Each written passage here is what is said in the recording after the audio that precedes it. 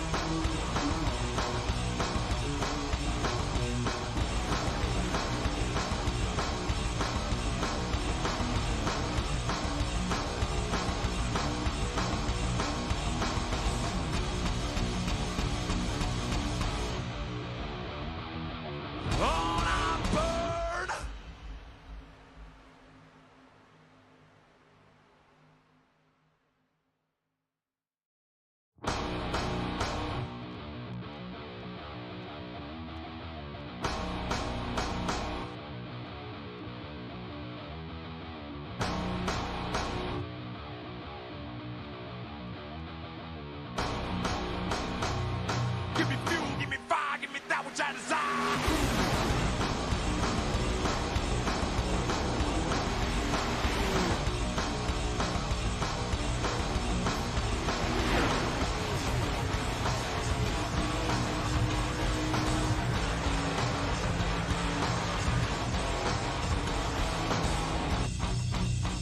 Give me fuel, give me fire, give me that which I desire.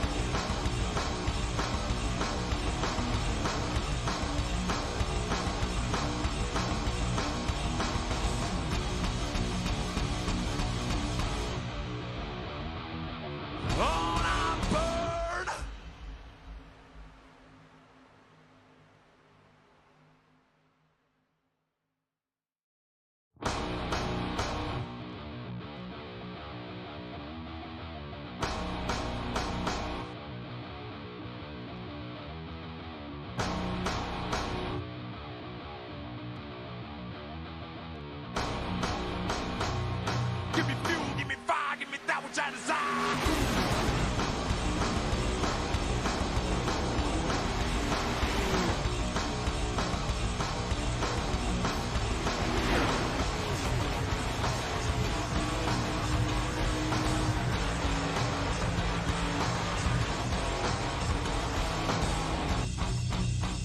Give me fuel, give me fire, give me that which I desire.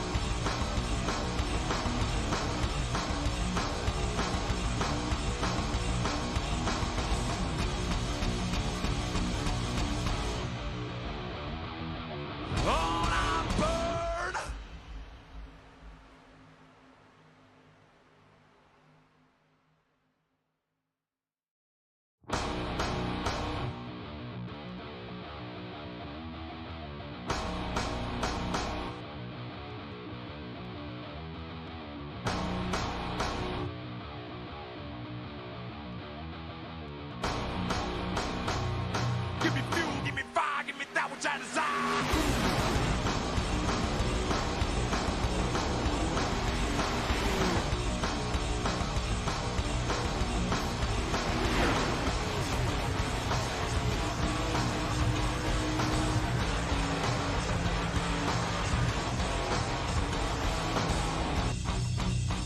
Give me fuel, give me fire, give me that which I desire.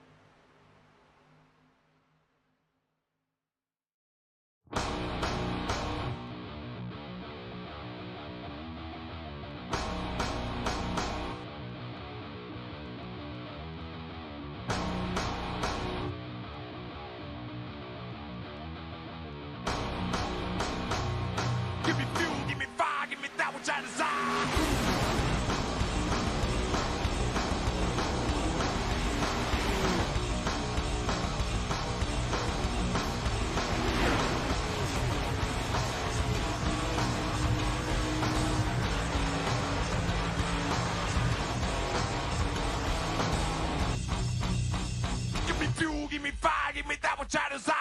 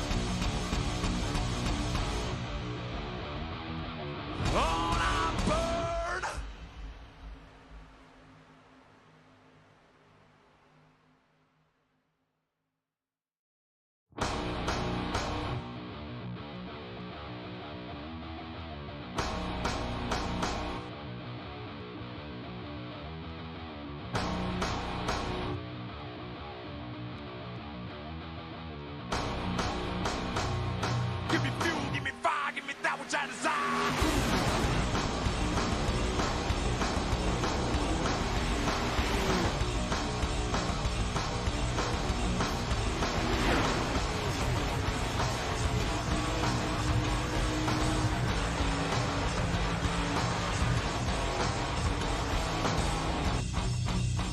Give me fuel, give me fire, give me that which I desire.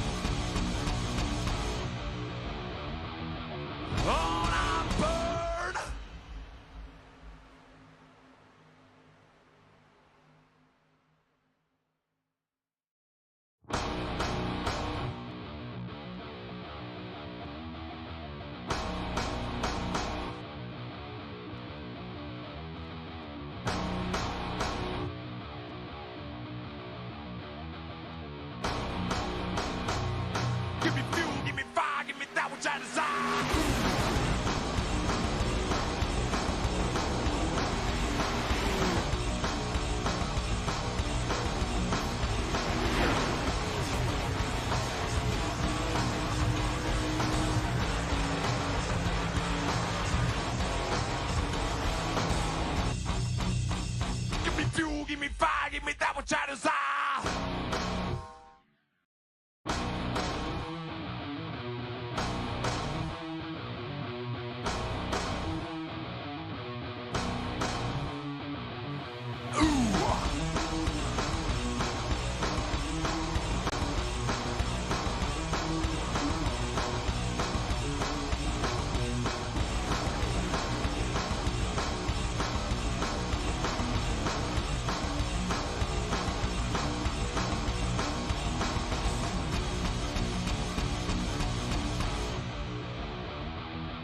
on a bird.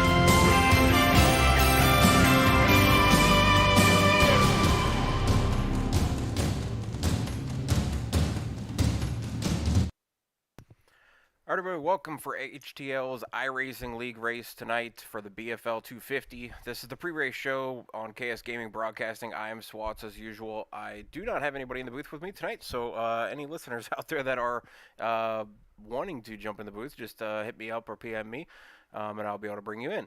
But yeah, tonight's race is a huge race for these guys. They're honoring fallen members of their family, friends, or just people that they've heard of or know of that were in the military that have passed. So a lot of these guys, they have come together. They've created a decal for the back bumper of the car. The whole back end is a sticker that the entire league is going to run tonight. It is white with the flag on the bottom with the name of the fallen hero that they are running on that back side, and I will show each one of those. But we do have a special video to put out tonight to kind of kick off the whole thing, and I will play that right before we go into the race. But starting up some information for tonight's race, I will go over the race details, and that is the BFL 250 at Charlotte Motor Speedway. It is a 1.5 mile oval speedway. Some things to watch tonight. Matt Boone won the practice race early on in the week. Longest race of the season so far. It is a day to night race, so we will see some changes in the track temperatures. We'll see some changes in the driving styles as the cars will change based on that temperature going into the track. Tires will be a little bit different each time. So as the sun goes down, it's going to start changing, and then once we get into the nighttime, the lights will kick on, and these guys will be flying through here with these awesome paint schemes they've all designed. A lot of them have created either military-type paint schemes or just regular paint schemes, but they all have that memory of the honored veteran on the back bumper of their car. So temp tonight starting out at 94 degrees with a 20% or 27% humidity. Some winds out of the northwest. It should not really affect these cars too much, but may give a push out of the corner. Shad Swatsworth did run the fastest lap in the practice race early on in the week. From what I was told, he was actually probably faster than the person that won the race by the person who won the race. So we'll see what happens here tonight. He seems to be actually the fastest in practice as of right now. So, and the person who won that practice race, Matt Boone, sitting second, which is a teammate of Shad Swatsworth. So both of them very, very fast tonight for Kobe Boone Racing. We'll see if those guys can, either one of them, get their first win of the season. We have a lot of first-time winners this season and only single-digit winners. We only have one multi-winner, and that is Blake Henderson in that 25 machine. He is currently the points leader as well. Before we get to the points, though, stages tonight will be lap 40 and lap 90 unless a caution is called right before those stages are supposed to happen. So we'll get into that. But the two-lap qualifying session should be starting up here soon. and I'll bring up the standings right now. Here is the current chase standings. Really, the only person that I would consider to be safe to be locked in, even though it's not technically locked yet, would be Blake Henderson. He is about 150, 160 points out in front of 14th place or 12th place. So I would say he's pretty close to being locked in, if not already. But he is the current points leader, has 2 wins, won back-to-back races. Matt Smith in the 29 is sitting second tonight. He is at 421 points, so a little bit off of Blake's pace. Wes Fuller in that 5 machine is sitting in third in points with 392 points. Dylan McDonald's back coming up through the roster, the standings here. He's moved up into fourth right now with 380. Matt Boone, who I was just talking about being second fastest right now in practice and won the early practice race in the week, is sitting fifth with 379, so 1 point back from fourth place. Sixth place is Alfred Denny in that 21 Ford machine, and the 375 points he has right now is only 4 points better than the seventh place in the points is Marcus Chafin in the 8 machine. He's at 371 points. Alistair Kirk, who won the road course by a landslide at Sonoma, he's sitting 8th in the points. He lost a few positions due to missing some races, but still in the top 12. So currently still in the playoff hunt. Angel Santiago in the 90 machine sitting there at 359 points, sitting in ninth. Gary Donaldson in the 22 hasn't had extremely great runs, but has been semi-consistent of finishing right around the top 10 and is able to be in that 10th spot in the chase standings. 11th is the other Kobe Boone member with Matt Boone that is in the top 12 right now in that 10 machine at 341 points. Nathan Estep, who seems to be semi-fast tonight, sitting in third right now in practice. So he is sitting in 12th, the last person to get into the chase if today was the ending mark of this. Hunter Whitlock sitting in 12th, tied with him. So that's going to be an odd one. I don't know what the tiebreaker is, but I'm sure they'll go and figure that one out if it was to end today. But we still have a few races to go. Next race is obviously Charlotte Roval. So we'll see another road course come in here. We'll see if Alistair can back up his win a couple weeks ago at Sonoma by going to the Charlotte road course. I know Shad Swadsworth also is very fast there. And a few of these other guys are more road course skilled than oval skilled. So we'll see if they're able to bring this out or not. Matt Steven is sitting in the 14th position at 328. Mark Parkhorse 15th.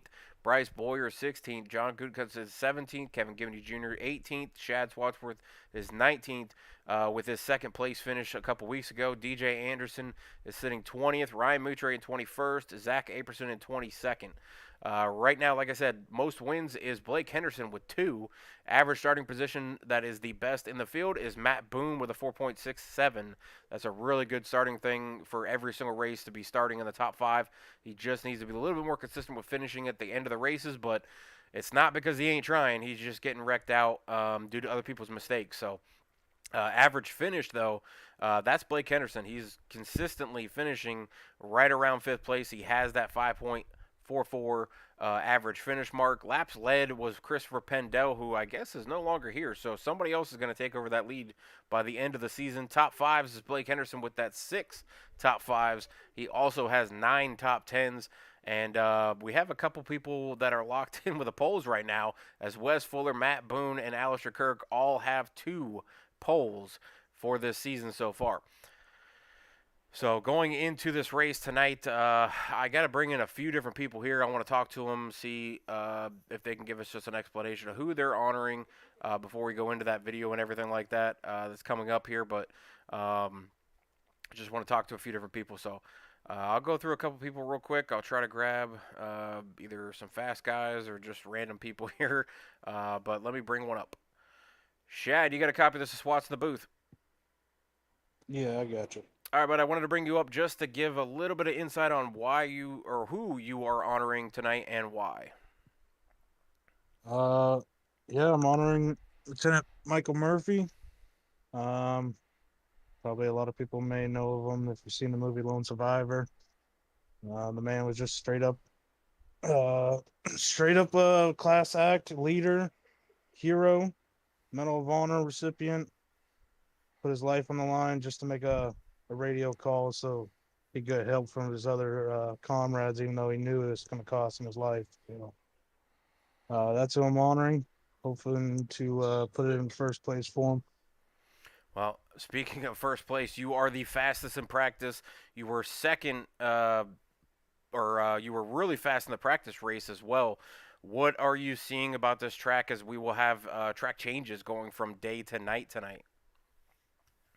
I actually think it gets faster the darker it gets. So I think the pace will be a little slower until the lights come on, and then I think the speed will probably ramp up, and the tires will be able to last a little bit better on the run. So guys will be able to continue to keep that speed up throughout the run.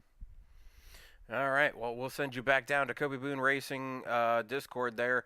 Really loving that nationwide paid scheme. Obviously, I talked to you early on when you were designing the thing. Um, really cool of you to also put Lieutenant Mike Murphy on the back bumper of your car as well.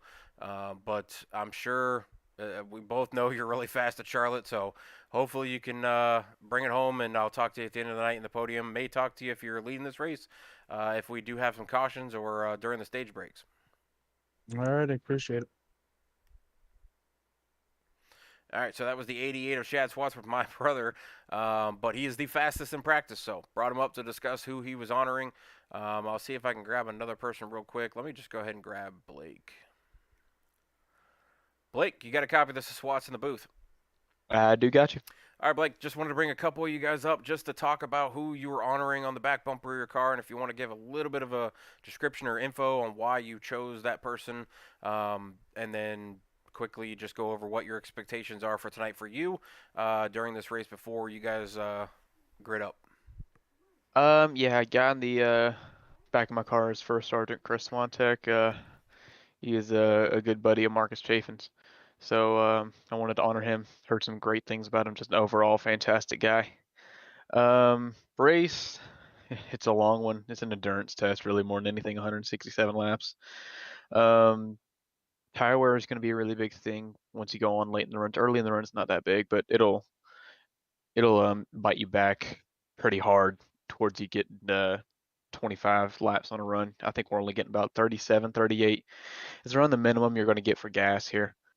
Um, yeah, I really only thing I'm worried about. I feel like I can get a solid top five here. I'm worried about a wreck happening when we're all packed up and not a whole lot of room here to avoid stuff, especially in the turn. So that's something I'm really going to be looking out for. I don't want to waste a fast repair early, especially with the 250-mile race. I mean, this is the longest race we have by a considerable margin. So. Well, I was looking through the point standings, and I know you're not one to look ahead or anything like that, but in my opinion, you're pretty close to being locked in, at least for the top 12. You got those 2 wins. You are the most consistent driver of having that top 5 finish average. What race is coming up are you most excited about to try to get that 3rd win of the season?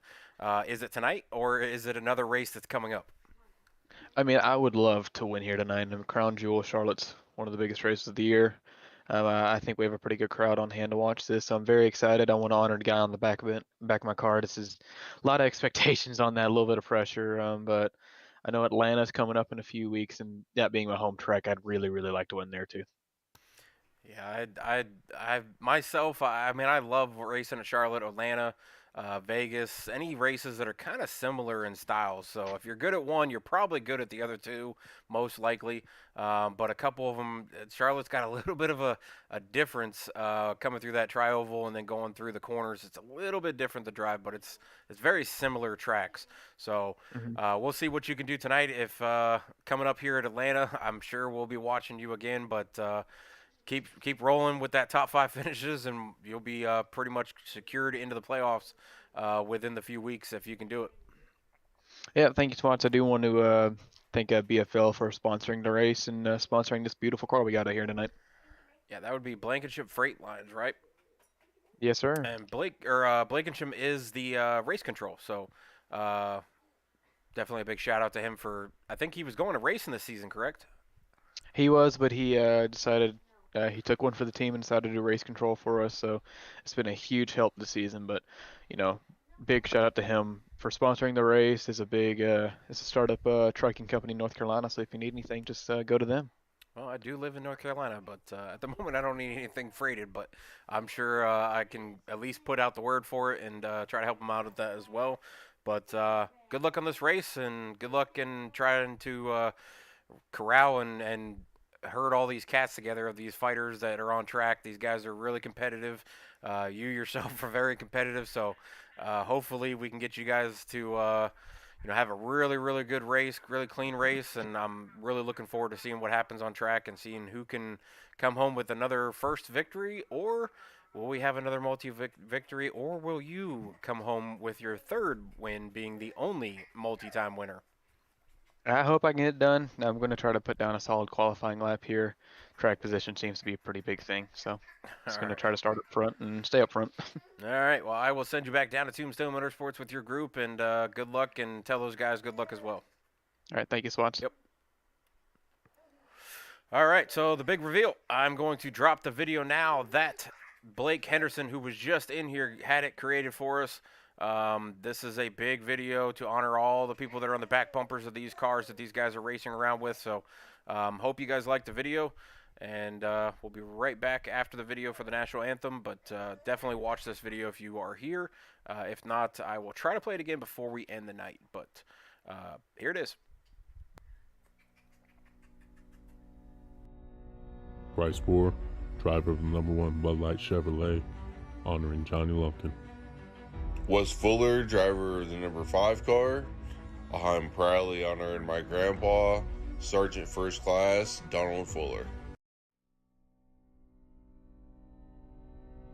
Bryce Bohr, driver of the #1 Bud Light Chevrolet, honoring Johnny Lumpkin. Wes Fuller, driver of the #5 car. I'm proudly honoring my grandpa, Sergeant First Class Donald Fuller. Marcus Chafin, driver of the #8 Tribe Motorsports Chevrolet. I'm racing for my best friend, First Lieutenant Richard Ely. Corey Kobe, driver of the #10, honoring Private First Class Thomas Wilson. Alfred Denny, driver of the #21 Ford Mustang, honoring Senior Airman Thomas Odom. Gary Donaldson, driver of the #22, proud to be honoring Specialist Matthew Riley. David Anderson, driving the #23, honoring Sergeant Nicole G. Blake Henderson, driver of the #25 BFL Mustang, honoring First Sergeant Chris Swantek. Matt Smith, driver of the #29 Chevrolet, honoring Army Specialist Zachary R. Clauser from Dover, Pennsylvania. Kevin Gibney Jr., driver of the #31 Ford Mustang for Deep Racing. Tonight I'm honoring my father, Specialist Kevin Gibney of the U.S. Army and U.S. National Guard. Mark Parkhurst, driver of the #32 Goose Graphic Chevrolet, honoring Specialist Rashad Ross. Hi, I'm Hunter Whitlock, driving the #35 Toyota Camry, honoring Sergeant Daniel Gurr. Dylan McDonald, driver of the #38 Chevy, honoring Lance Corporal Riley McCollum. Zach Apperson, driver of the #41, honoring Petty Officer 3rd Class Jaron Tinsley. Ryan Mutra, driver of the 44, honoring Sergeant Eric Heatland. Lester Kurt, driver of #51, honoring Specialist Jordan Tune. John Gutekunst, driver of the Girotech 53 Chevy Camaro, honoring Master Sergeant Carlton Watts. Nathan Easton, driver of the #55, honoring TJ Conrad. Matthew Boone, driver of the #83, honoring Sergeant Ryan Adams. Chad Swatsworth, driver of the #88 Nationwide Ford, honoring Lieutenant Mike Murphy. Angel Santiago, driver of the #90, honoring Private First Class Juan Restrepo. Matt Stevens, driver of #98, honoring Second Lieutenant James Calhoun.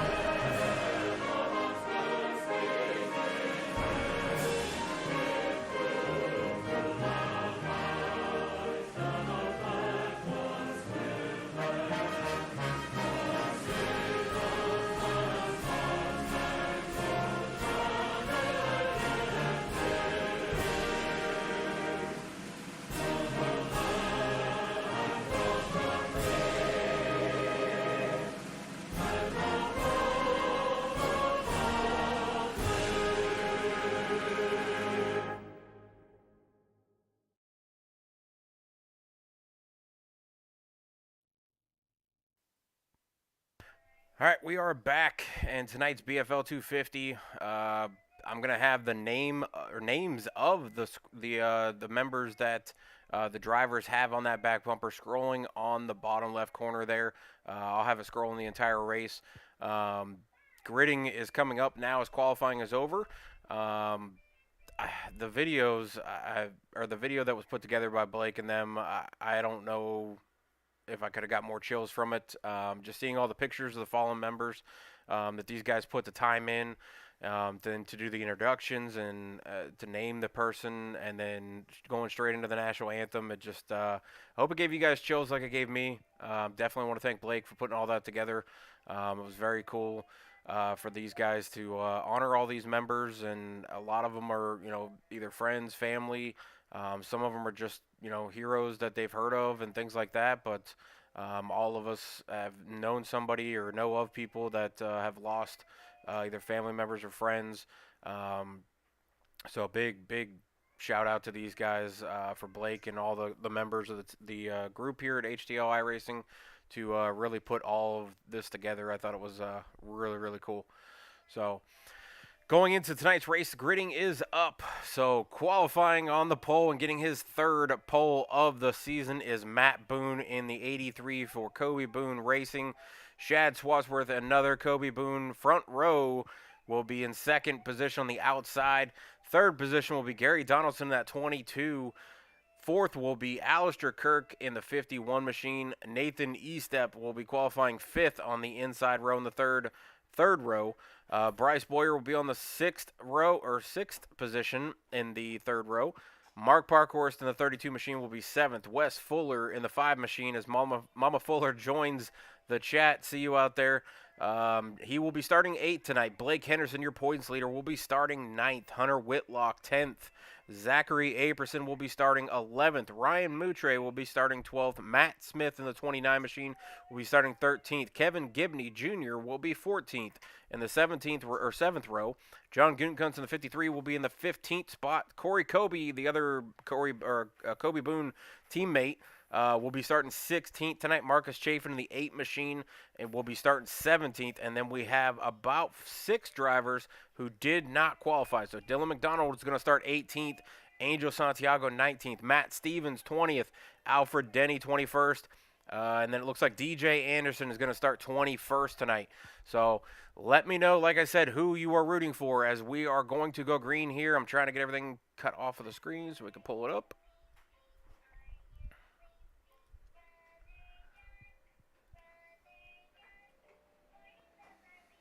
For some reason, the audio is not working.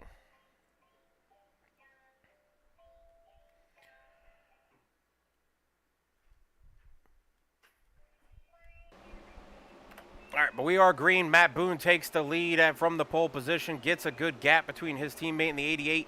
51 of Alistair Kirk already moving up through the field, trying to get up into second alongside the 88 of Shad Swadsworth, currently going for second place. Fourth place is Gary Donaldson, who started out in third, so those two have swapped positions now. Early on in this race, first lap complete. Matt Boone leads the lap, but we have a caution out on track already. We'll see who caused this one. It looks like Corey Kobe may be involved in this one. So let's go ahead and try to find what happened here as the yellow comes out on that first lap as they come through the tri-oval.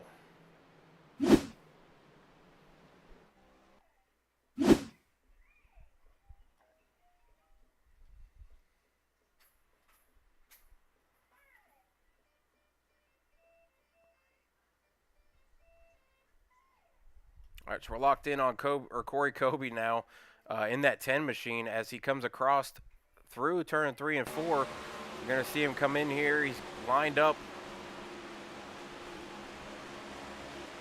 And does he get loose? Yeah, he hits the bump and tries to correct it, gets loose. Dylan McDonald runs into the back of him, turns him around, and that will be the very first caution of the race.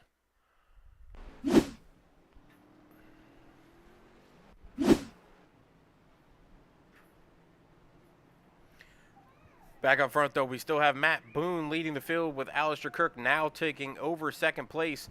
Shad Swadsworth third, Gary Donaldson fourth, Nathan Estep fifth, Bryce Boyer sixth, Mark Parkour 7th, Wes Fuller 8th, Blake Henderson 9th, and Hunter Whitlock is going to round out the top 10. Most positions never changed at all from the 10th up. The only positions that changed was 2nd, 3rd, and 4th.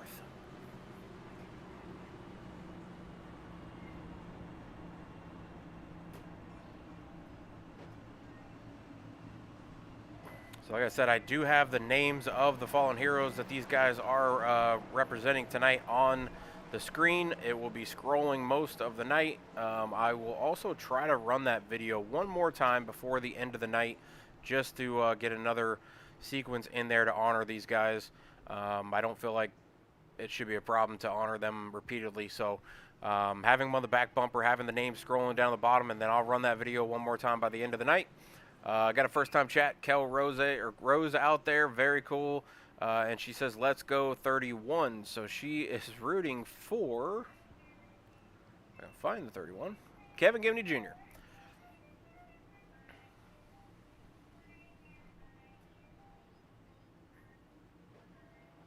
Looks like a few drivers did come down pit road. I'm assuming they only came down for fuel. That would be the only reason I would come down at this early stage. So maybe to get a few more laps of fuel in there. They should be able to run, as Blake said, 35 to 38 laps of fuel. If they were concerned with the first stage being at lap 40, they should be able to make it from here. Everybody else should be able to make it as well. I mean, you're pushing the clutch in, you're conserving fuel during the early pace laps before we went green, and now under caution, also conserving fuel. If you have that clutch, it should be able to save 2 laps or be pretty close at it. You can conserve a little bit by letting off a little earlier going into the corners, letting it roll through the corners before getting into the gas, and then obviously, like I said, clutching it during the caution laps or the pace laps to start the race. So these guys should be pretty close, if not, but Dylan and a few others decided to come down and make sure that they were safe. They were at the back of the field anyway, so it doesn't really hurt them to come down, throw some fuel on it, give themselves that chance to where they don't have to worry about pitting or be conservative or anything like that. So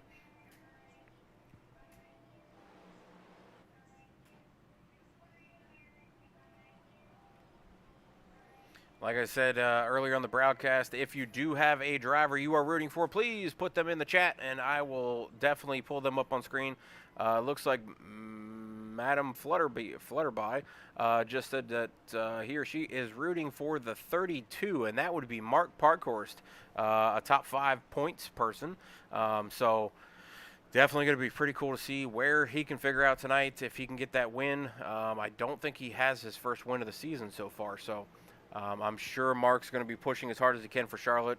Like Blake said, it's a crown jewel race, so a lot of these guys are out here trying to get that crown jewel win. Some of them are just trying to get their first win of the season. Some of them are trying to get their first win of an iRacing career in different leagues or in HTL's iRacing league. There's so many different things that these guys are trying to do for the first time, and a lot of them they push a little hard, but they are all very, very skilled at what they do. But yeah, so like I said, definitely put in who you are rooting for tonight, who you were viewing for. I hope you guys enjoyed the video that played earlier on with all the drivers doing a driver intro and giving an explanation of who they're driving for tonight on the back bumper. As soon as I can find the camera angle, I will pull up that spot to be able to look at the back bumper. So here's a couple of them. We'll just scroll through a couple of them real quick.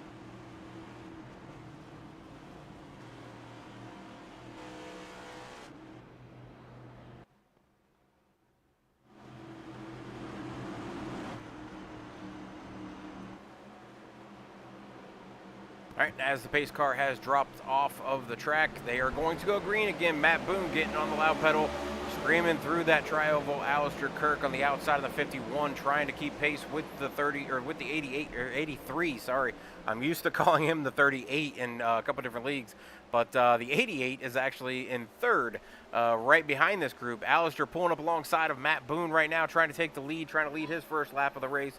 Matt Boone not giving up, taking the bottom line, but Alistair Kirk getting a massive run in that middle lane. Bryce Boyer, the rim rider, I would love to call him the Kyle Larson of the league because he can. Oh, and Matt Boone hits the bump and gets loose. That may bring out the second caution, but he continues down the track. Doesn't look like the caution is going to come out. That's going to be a horrible issue for Matt Boone to have on that tri-oval. He's going to lose a ton of speed now and going to have to make it up here. He does have the stage break coming up, so that should help him there if he can stay on the lead lap over the next few laps here. They've got about 22 before that caution does come out. 9 laps completed. Alistair Kirk is your leader so far. Shad Swatsford second. Bryce Boyer up 3 positions, now in third. Mark Parkhorse up 3 positions, up to 4th position. Blake Henderson now up to 5th position, up 4 positions. Nate Estep down 1 position in 6th. Hunter Whitlock up 3 positions, up into 7th. Gary Donaldson down 5 positions in 8th. Wes Fuller down 1 position in 9th. And Matt Smith up 3 positions into 10th place.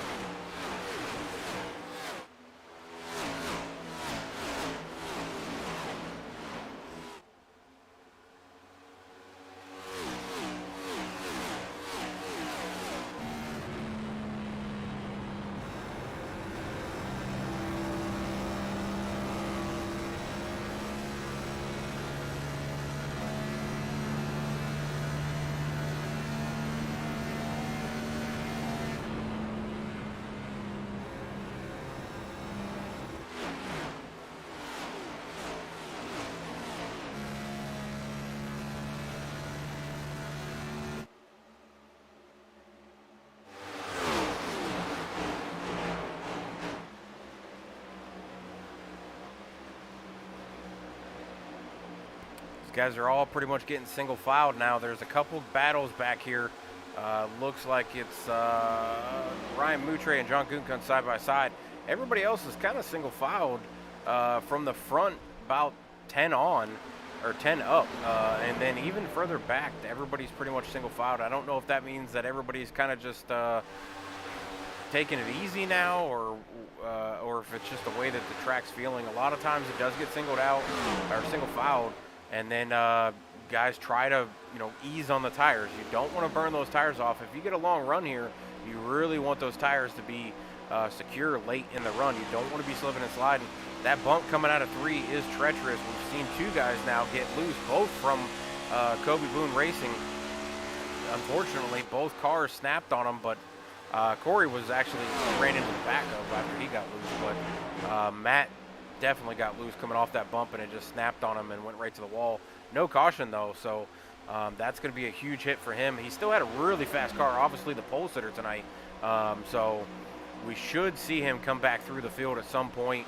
Like I said, we do have that stage break at lap 40, which is now 25 laps away. Supposedly the longest race of the season, but if they can do green flag runs here, this race will actually go pretty fast because this track is extremely fast. We got a challenge for the lead. That's the 88 of Shad Swatsworth now on the inside of Alistair Kirk. Shad Swatsworth the fastest in practice, and actually was told that he was actually one of the fastest drivers in the practice race, but did not get the win for the practice race. That was his teammate, Matt Boone. So again, Matt Boone very, very fast in the practice race, very fast in practice. Obviously very fast in qualifying, getting the pole. So I don't suspect that he will be at the back very long once he can get going here and maybe get some repairs done to that car. If he has very much damage, I didn't see a whole lot, so we'll see what happens there. Bryce Boyer in that 1 car, kind of a Kyle Larson themed paint scheme, but you see him right up against that wall, and that's where he always is. You see him always up at the wall. He's like Larson. He's like Reddick. They all kind of drive right up against that wall as close as you can. You never really see them utilizing the bottom line, which at some tracks is an issue because that's where you make the passes. But later on in the run, Charlotte is a track that you'll probably see guys migrate from the bottom to the top. So he's getting a head start. The only problem with doing that, though, is you flirt with disaster every single time. If you miss your corner going into that turn, you will end up sliding on that wall, and that is not a good thing, and it will pretty much dead stop you or slow you down considerably compared to the rest of the field, and that's definitely not what you want. But Shad Swadsworth out front, leading laps now in that 88 nationwide paint scheme, dedicating his to Mike Murphy. He's gotten second place a couple times. He's actually been one of the faster drivers. He just keeps getting wrecked out. So if he can balance this one out, he's got a pretty good lead over first or second place in that one car, but that one car's coming. He is utilizing that high lane and pulling the momentum. And he's actually, well, now he's moved down to the middle, kind of not all the way to the bottom, but he's getting closer down there. I usually try to stay up towards the middle, especially trying to conserve tires maybe. I usually don't try to go down to the bottom. I feel like the bottom always tears off the tires, and I usually wind up having issues with that. But Bryce very, very fast on the top lane. Blake Henderson now up to third place, up 6 positions. Our hard charger for tonight up 6 positions. Alistair Kirk still in 4th from his starting position. He was up here leading some laps, so that was the concern I had with him going as fast as he could right off the bat. Alistair says, you know, he's not an oval driver. He's a road course ringer, but he's getting better at these oval courses or these speedways. But I think he's got to learn the saving tire part when it comes to these style racetracks, because the more you save early, the better you are later on in the run. And that's what really plays effect when you have long green flag runs like these guys are having now. Lap 22 complete, or lap 21 completed now, and Nate Estep moved up into 5th position. Mark Parkhorst 6th. Matt Smith in the 29 is 7th. Hunter Whitlock has moved up to 8th. Wes Fuller 9th. Gary Donaldson slipping back to 10th, down 7 positions already. Not sure what's going on with his car, but the person I'd be watching for is Blake Henderson sitting 3rd. Has that average finish of top 5s throughout the entire season so far. So also is our only multi-time winner with 2 back-to-back a couple weeks ago. So I think the entire field is watching to see what Blake does every single track they come to see how he's able to have some finishes. Sometimes it's luck, sometimes it's skill, sometimes it's just closing your eyes and hoping you don't hit anything.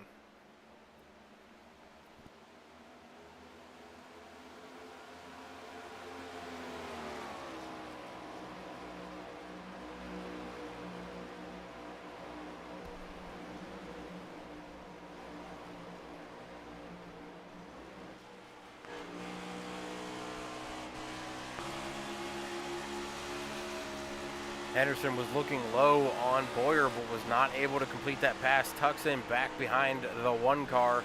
He's going to regroup and try to go at him again.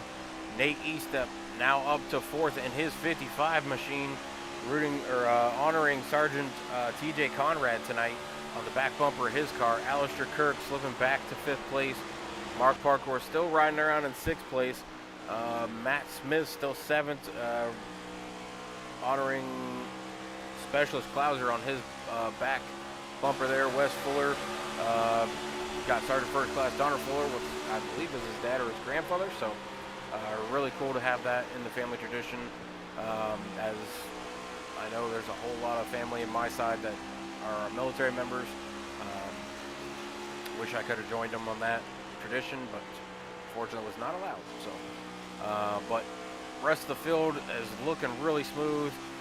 Shad Swadsworth still out front, out about a second now when Bryce Boyers kind of gapped him a little bit. Bryce was closing in using that high line, but Bryce has kind of dipped down to the bottom, and then when he started getting challenged by Blake, it kind of switched lines, and now Blake's trying to run a little bit higher to get some air on his nose. and it's kind of stalled both of them out. So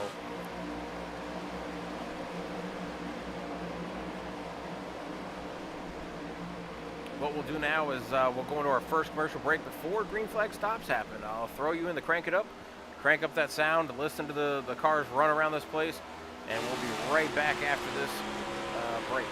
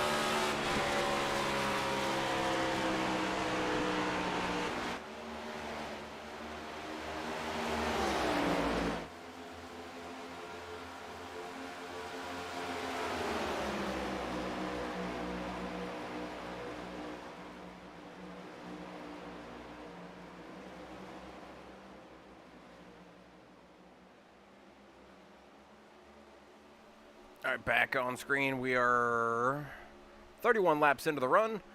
These guys are picking up speed, and tires are getting worn off a little bit. They're 31 laps into the run. We'll see who can make it to the green flag stops. They should be coming up any time now within the next 10 laps. Chad Swatsworth is out front by almost 2 seconds now. Blake Henderson is back here with about 4 cars following him, and that's Nate Estep, Alistair Kirk, Bryce Boyer, and Mark Parkhorst, as they are kind of all bunched up here, chasing down that 88 machine.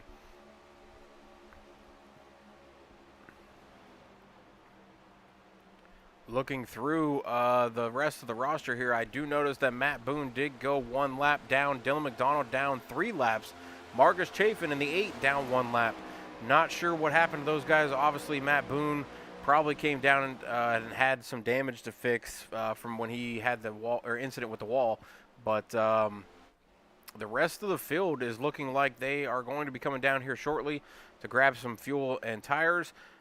Those guys that did pit under that first caution, they should be able to run it a little bit further. We've got 7 laps coming to 6 laps before the caution will be thrown anyways for the stage break. So a lot of these guys are probably going to try to make it all the way to 40 for that stage break to be called. So we'll see what happens here.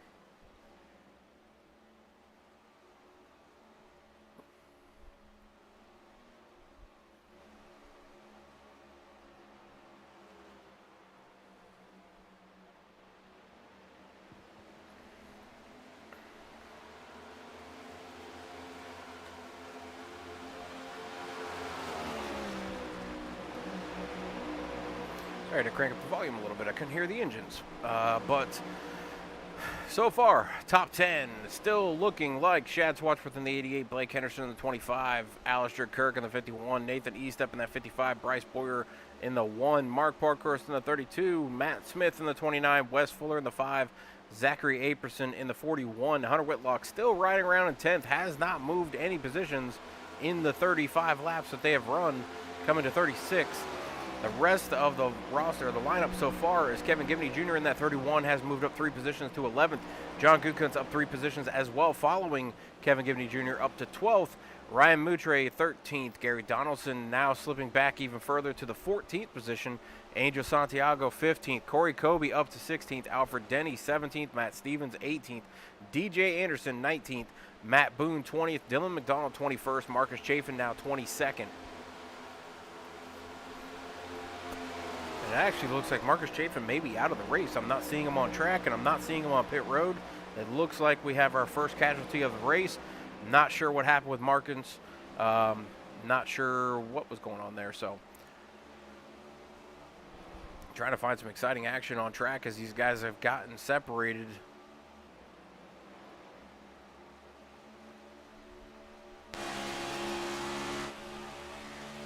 As you can see, they're all pretty much strung out in single file, so not a whole lot of action on track right now, which is a good thing, but not from the broadcast point. I definitely enjoy the close action, but this Charlotte Motor Speedway, it's pretty much a track that will get you separated, will get those single file runs, and we'll see a lot of laps be put down as long as you can make it through those first couple laps. Usually the tires are pretty slick on the cold tires. Those first couple laps, that's why that treacherous turn 4 bump that comes out of it is really tricky on cold tires. On older tires, it doesn't seem to affect the car as much, but with this next-gen car, the slightest little bump for some reason throws the car out of whack, and it just it's hard to catch. A lot of guys try to correct it as if it was the old style cars, and it just overcorrects because of the pinion choices they did with the steering wheels with these cars. So you can't do that, swing it hard to the left, swing it hard to the right to try to catch it. You got to be real smooth with it. I prefer myself, I just let off the gas, tap the brake real quick, and it'll usually catch it and keep going. But some guys are struggling with that, as we do have that caution coming out now. Stage 1 over with.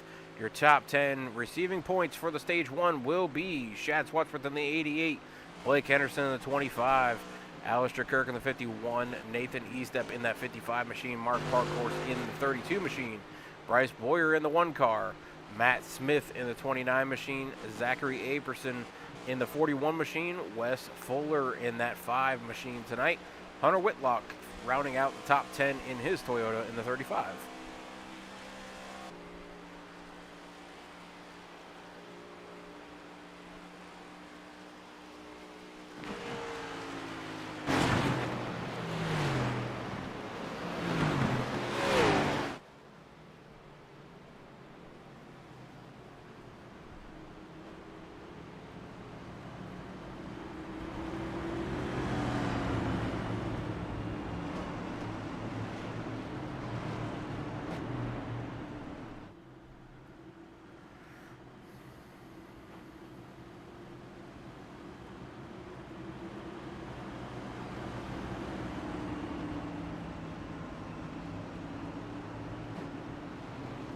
We're going to have some takers coming down pit road. Looks like the entire field should be coming down.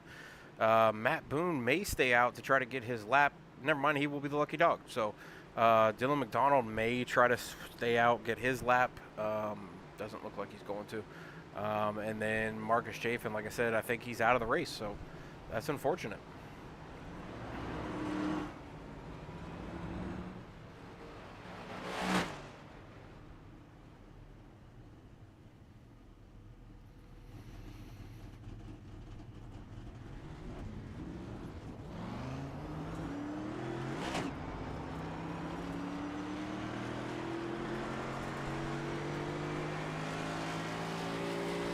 Grab the stage winner right now, and that will be the 88 machine who we spoke to earlier in the race of Shad Swatsworth. Shad, you get a copy of this to Swats in the booth. Yeah, I got you. All right, bud, you win stage 1 You come out and you get second to start the race. Your teammate has an issue out of turn 4, and you take over the lead and just keep on going. You won the stage, led pretty much, I would say 98% of that, other than the laps that Matt Boone and Alistair Kirk led there. Your car seemed to get better and better as you went. I know you and I talked a little bit about your long run speed. What are you feeling on track? Feels pretty good. I mean, some of these guys want to push it too early in the runs, and that's kind of screwing them on the long run. So sometimes it's better to go slower on the start, not damage the tires too much, and let it kind of come to you. And it's pretty much what I do. So I'm kind of wondering, are you referring to the 51 who went out there with blazing speed and led some laps to start with, and then slipped back to about 5th on that? Is that what you're referring to? Yeah, the first few laps, he seemed like he really wanted to get out there and lead a lap. I don't think he realized how much damage he's actually doing to his tires, and it made it pretty easy to pass him. Yeah, I was talking before about the tire saving that you guys all try to do with these type of tracks. Texas, Atlanta, Las Vegas, Charlotte, all kind of tracks where you want to conserve tire. You're very good at Texas, so not surprising to see you conserving tire and leading this field. We'll see if you can do it again for stage 2. Good luck on this stage, and you are out front side by side with points leader Blake Henderson. Appreciate it. All right, so Shad saying tires are the main factor for being fast at this track. You don't want to run out there real quick and burn off your tires. You don't want to just go out there and be aggressive. You want to let the track come to you, let those tires get a little warm before you go out there and try to lay down hot laps, or else you're going to have some issues.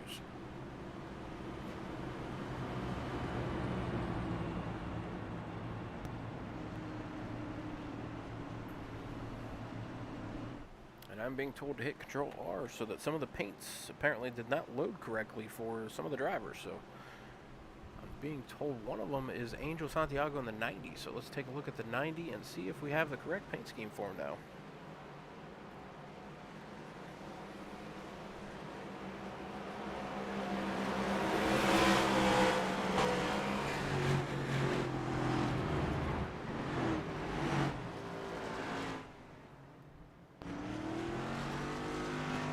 Seeing a red, white, and blue starred paint scheme. I'm going to assume it's correct, and I see the name on the back, so it should be correct.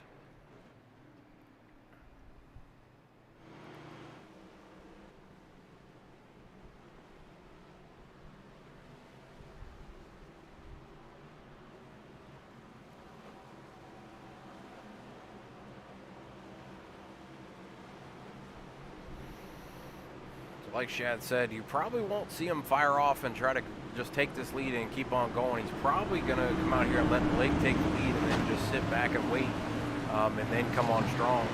Obviously, one of the faster drivers out there. We did say earlier, due to the race details, that the next stage break would be a lap 90, so this would be a 50-lap run here. They just ran a 40-lap run, so they will have to pit for sure this next stage.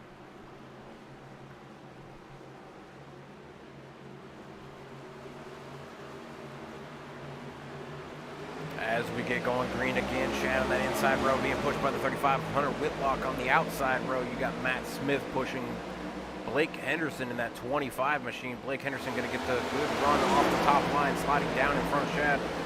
Kind of figured that was coming because I knew Shad probably wasn't going to go out there and just push as hard as he could in those first couple laps. You just heard him say that guys are out here running a little too hard on those first few laps. So Blake's going to get out to a good lead off of turn 3 and 4. He's going to lead his first lap of the race, and that is going to be lap 46 that he is going into now.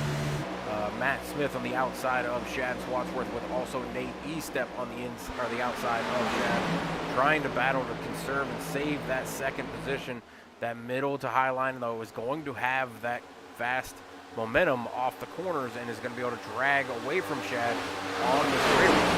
So Matt Smith taking that position down. Now Nathan Estep going to try the same thing on Shad as well. back further through the field, we got DJ Anderson up 15 positions so far to now 17 positions, 18 positions. And I think we have a yellow coming out on track, and I'm seeing Zachary Aberson fall, Gary Donaldson fall down the line. So I'm going to guess there's an issue there. Let me go back and find Zachary Aberson, as I believe this started with him. So let me go back here real quick, and we'll pull this up and go through it.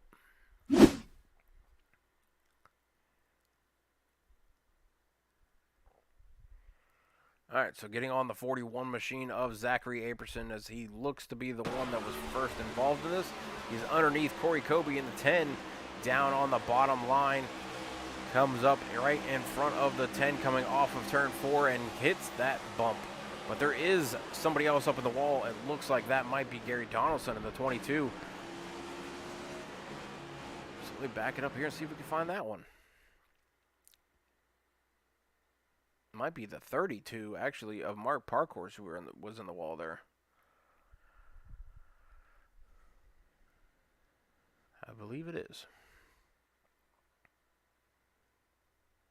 All right, so right along with Mark Parkhorse now, we're going to see him come up through here. Somebody else gets loose in the bottom, then Parkhorse gets loose and goes up into the wall.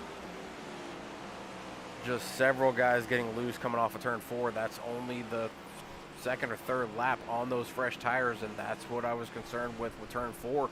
That bump is very treacherous for guys to come out of there on cold tires. It just does not react with the car, or the car does not react to the surface. It hits a bump, and it's like the air pressures are not built up yet. And it makes the car spongy, and when it does spring back, it snaps that car.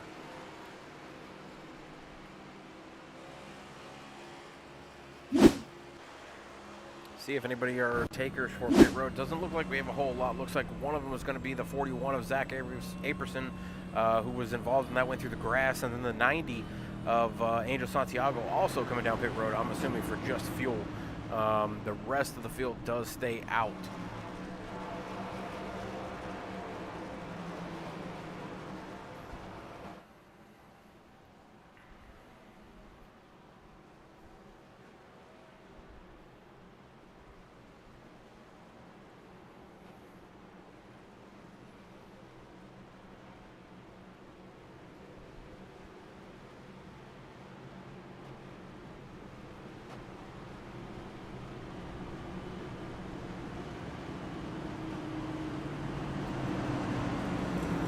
Blake, you got a copy? This is Swats up in the booth. I got a copy. All right, Blake, you are now the leader of this race. Caution coming out right there very early on in the run. Didn't see a lot of takers down pit road. What are you feeling early on in the run compared to a later run? Is it the cold tires that's giving everybody trouble coming off of turn 4 with that bump? I don't really think it's cold tires. It's just turn 4 is really, really tough here. Regardless of how old your tires are, if you push it too hard, you're definitely going to be spinning on a 4. It's the toughest corner by far. Out of the 4, but it's really tough trying to push it out of that corner. Like 1, 2, and 3, you can really push it, but like 4, you got to really be careful with what you're doing. Well, so far early on in the race, you are +8 positions. You've worked your way through the field. You've gotten up to the lead.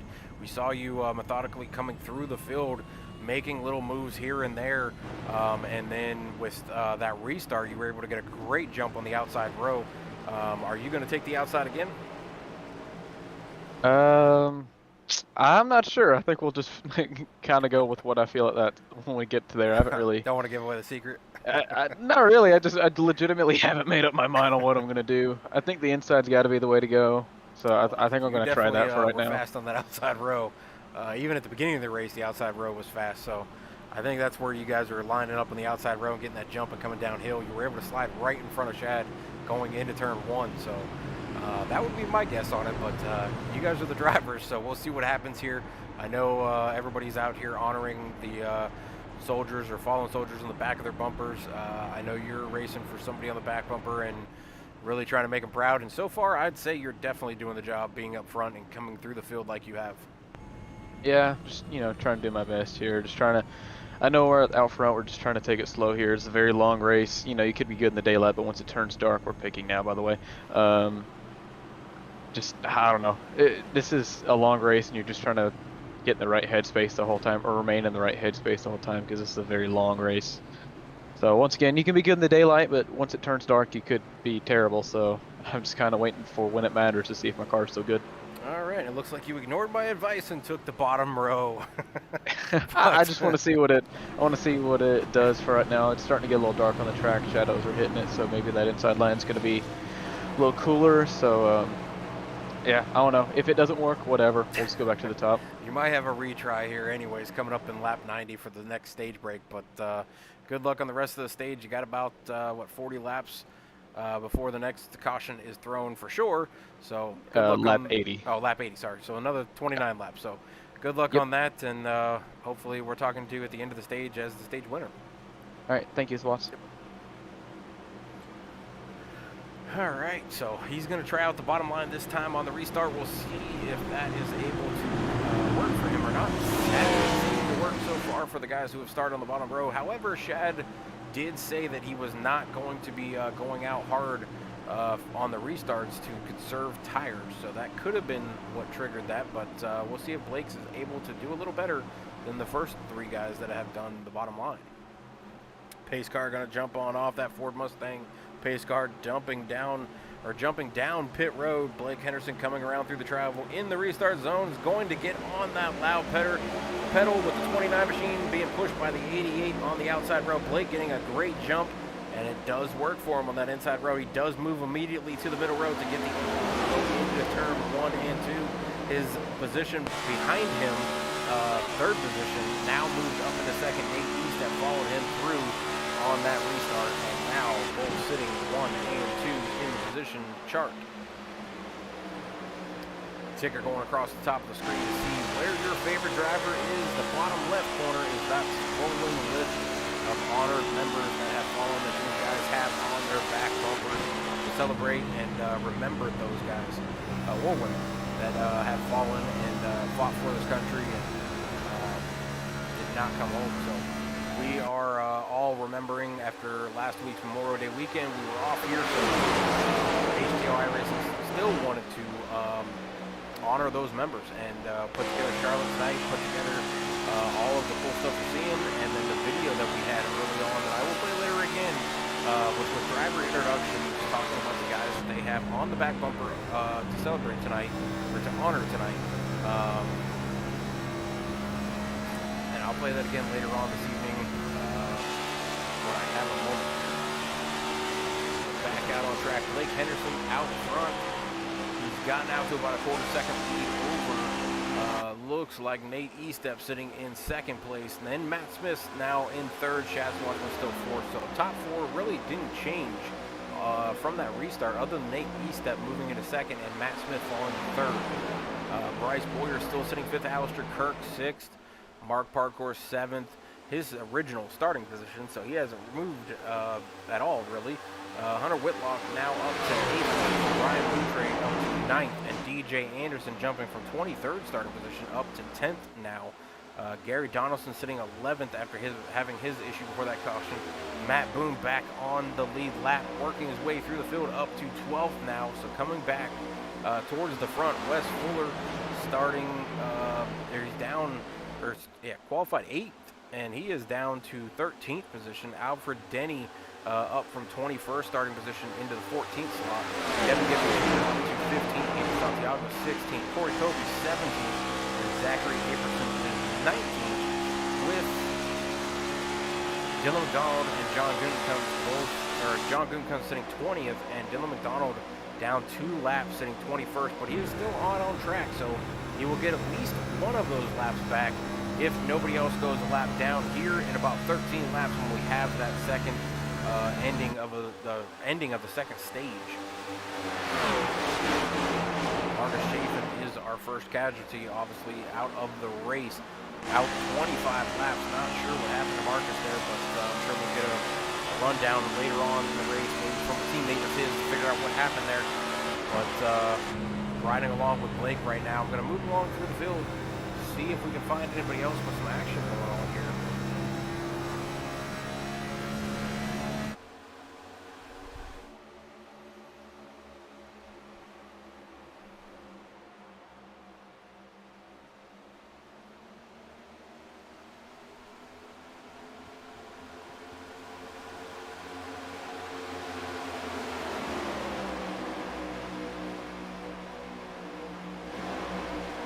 it is a good time to take our second break.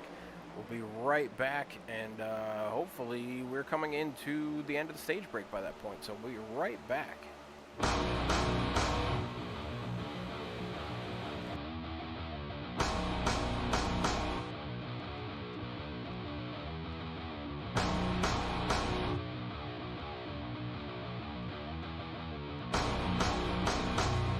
Give me fuel, give me fire, give me that which I desire.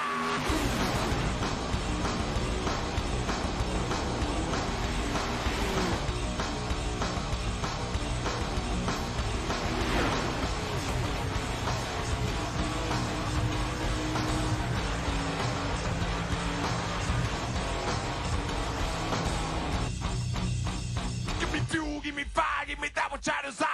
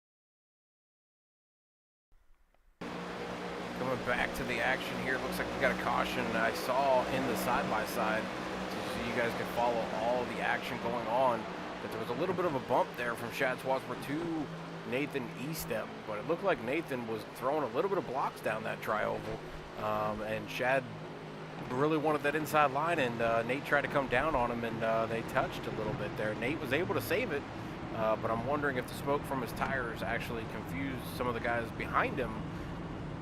Maybe that they woke up, but we'll bring out and look to see what happened.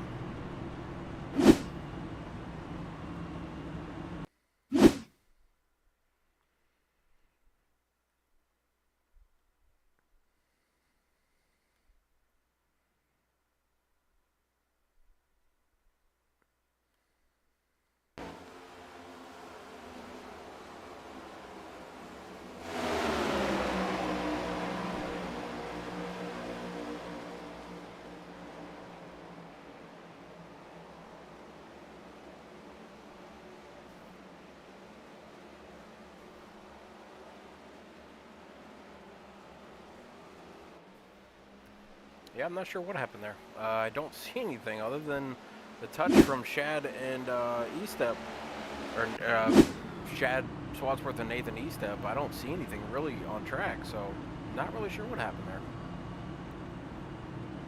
But that was lap 66 that they completed. Some guys came down pit road right there, some did not. So some guys electing to try to conserve and save fuel all the way to lap 80. Some guys coming down for fresh tires to see if they can make up some positions. See if they're able to make it back through. That's a risky move in my book, but we'll see what happens here. See if we can grab another driver and see if we can figure out what happened.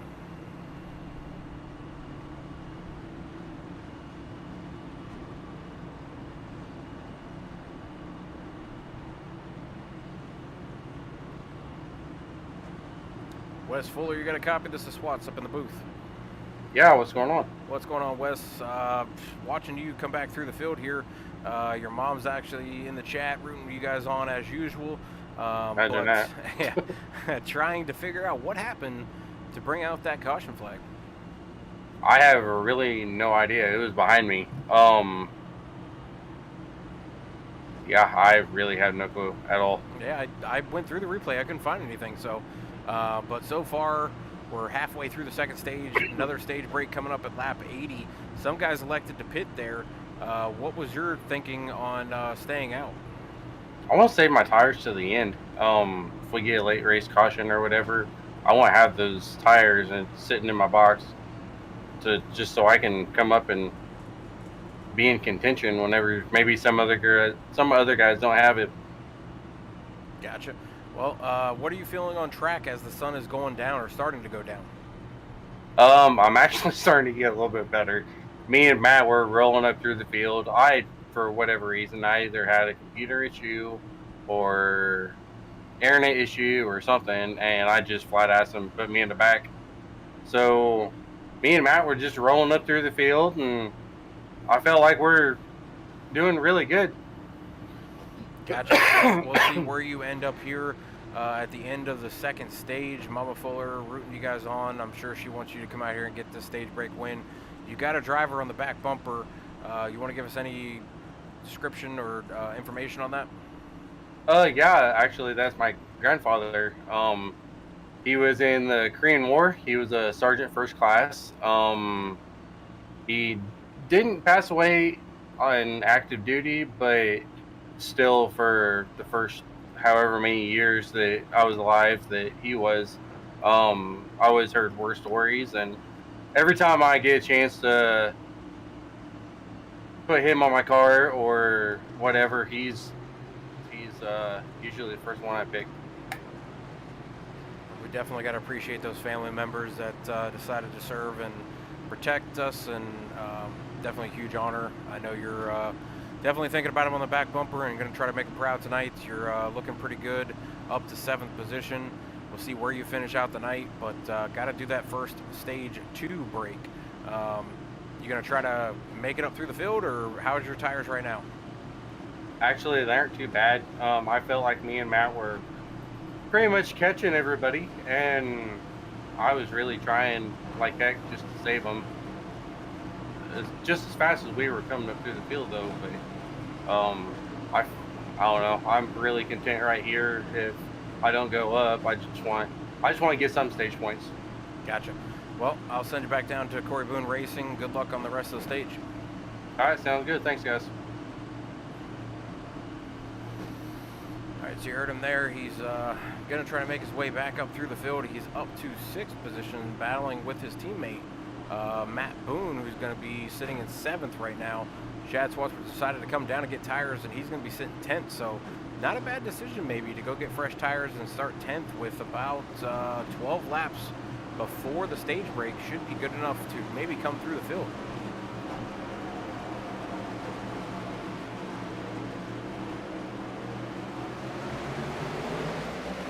Getting on that loud pedal again, Blake Henderson and Nathan Eastep on the outside row. They're pretty even going into 1 this time. Blake not getting the big jump. Look at Nate Eastep carrying the momentum through the middle groove. He's going to take the lead from Blake Henderson as they go down the backstretch. Outside row, also Bryce Boyer coming up and taking 3rd position away from Alistair Kirk. So 2 different restarts for Blake Henderson, both of them on the inside line. The initial first turn did not work out. Oh, we got a little sideways action. Nate Eastep coming down and touching Blake Henderson on that inside row. Gets sideways, able to save it. What a save right in front of Bryce Boyer, and Alistair Kirk continues on and stays in his position. Bryce Boyer, they're going to come around on the outside to take away that position now, carrying that momentum on the outside rows. We got another caution out on track. And it looks like it's going to be the 21 of Alfred Denny and maybe Dylan McDonald involved in this one.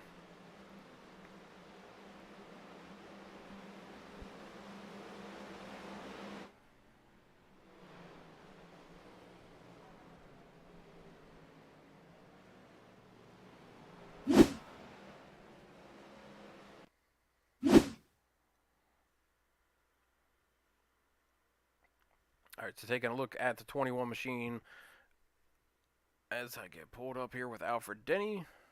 They're going to come into turn 1. Alfred Denny on the outside road. Dylan McDonald on the bottom low, coming up and sliding in front of Alfred Denny.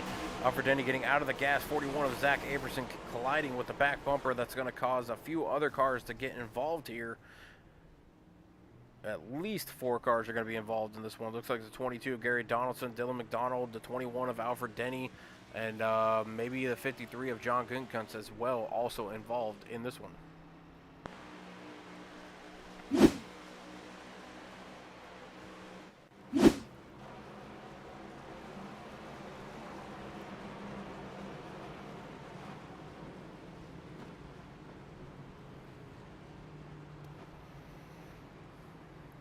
Got a few drivers electing to come down pit road with about 8 laps to go in the stage. Only able to make 1 lap before caution to come out. We'll see if they can make it to the finish line or make it to the end of stage 2 without another caution coming out. And who can make up those positions? Blake Henderson still out front with Bryce Boyer, who was able to move up 2 positions to second after that restart. Nate Estep falling back to 3rd position. Alistair Kirk still sitting in 4th. Mark Parkhorse up to 5th position. Wes Fuller sits in 6th position. Matt Boone going to be in 7th position. Kevin Gibney Jr. going to be 8th. Ryan Moutre 9th, and Chad Swatsworth in the 88 Ford machine sitting 10th. Looking at the lineup right now, or the standings that are on my screen, I'm seeing a lot of Fords in the top 10. There is at least 8 Fords in the top 10 with 2 Chevys. There is only 3 Toyotas in the entire field, none of which are in the top 10. Closest one is in 11th position for Matt Steven in the 98 machine, sitting 11th, up 9 positions though. Hunter Whitlock also sitting in 12th position, right behind the Toyota of Hunter Whitlock.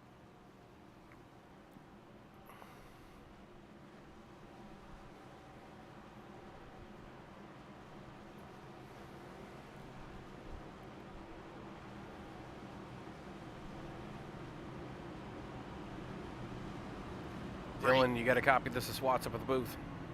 Yeah, I do. What's going on, Dylan? Looks like you had a little bit of a issue there on track. Looks like you slid up in front of the 21 of Alfred Denny, who got out of the gas pedal a little bit and then got tapped and sent, looked like about 4 of you around. What happened there going into that corner?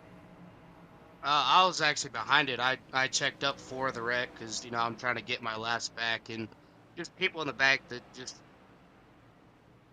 sees smoke but doesn't let off. Like, it's irritating, especially, you know, the caution before that, I got turned a little bit and lost my lucky dog position. But I mean, guys see smoke, they need to let off and give room. Granted, we're all bunched up, but you got to be smarter than what they're racing right now.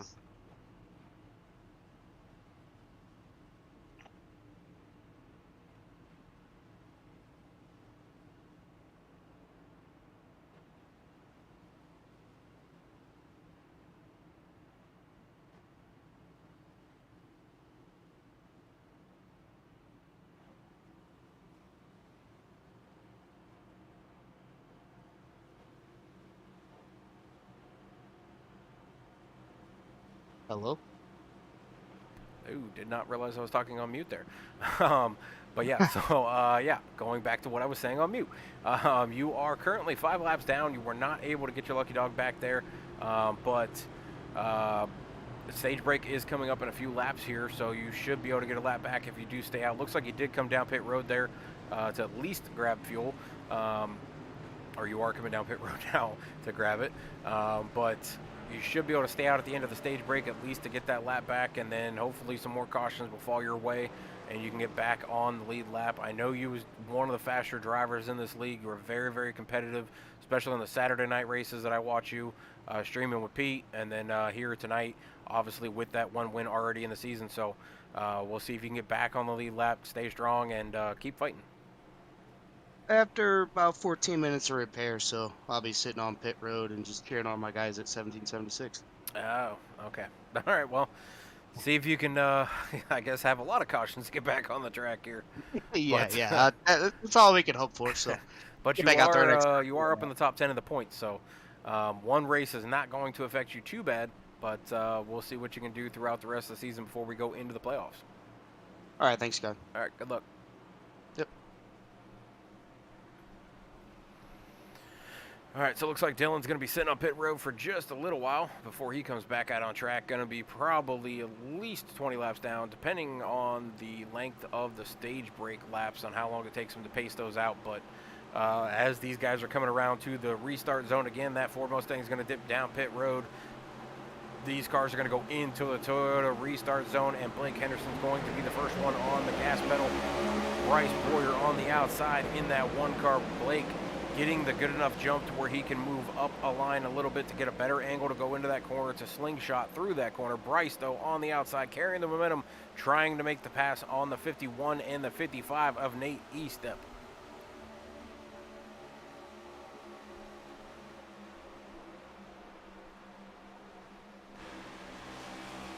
From the front end of the 25 of Blake Henderson, running the Blankenship Freight line paint scheme here. That is the BFL 250 sponsor for tonight's race.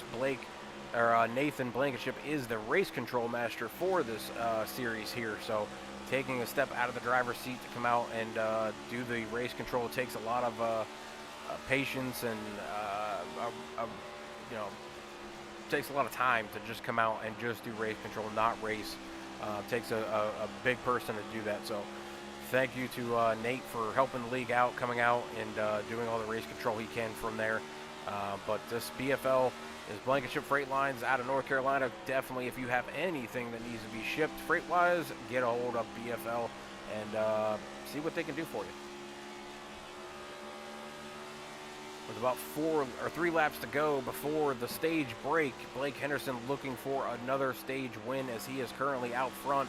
Bryce Boyer battling with Nathan Estep back here for second place. Alistair Kirk tucked in right behind the one car, waiting for these two to figure out what they're going to do. Sitting in 4th place, Wes Fuller up to 5th place. Matt Boone now 6th. Chad Swatsworth up 3 positions from that first restart box and came up to 6th, or now swaps positions with his teammate Matt Boone up to 6th. Matt Boone 7th, Hunter Whitlock going to 8th, Mark Parkhorst 9th, Kevin Gimney Jr. is going to be 10th as we have now coming to the 1 to go before Bryce Boyer looking on the bottom line, still battling with Nathan Estep side by side as they come through turn 4, going through the tri-oval. Nathan Estep still going to be sitting in that 2nd position with Bryce Boyer not giving up, battling on that bottom line with Alistair Kirk sitting there. But look at the car coming behind him on fresh tires. That is Chad Swatsworth coming to make it almost 3 wide as they come off of turn 2. Those fresh tires are for sure helping him right now. He is trying to make his way back up to the lead, but Blake is out to almost a 2nd lead. Chad needing to make quick action of these two in front of him. Makes quick of Nate Estep, now battling Bryce Boyer for 2nd place. Don't think he's going to be able to get to Blake Henderson, but a big recovery back to 2nd position, as that is the 80th lap right there, ends the 2nd stage. Chad able to make it up to 3rd. Bryce Boyer taking 2nd place, and Blake Henderson winning the stage 2 break. As we got cars wrecking towards the back of the field, not sure what's going on there, but that is the 83 of Matt Boone and the 51 of Alistair Kirk on caution.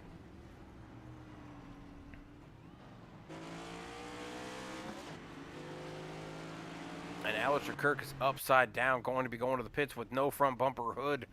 He was sitting in 3rd or 4th or 5th position there at the end of the stage break, and then all of a sudden calamity happening on the backstretch. Not sure what happened there, if somebody just lost control or did not brake after the caution was out. We'll take a quick look though and see what we can figure out here.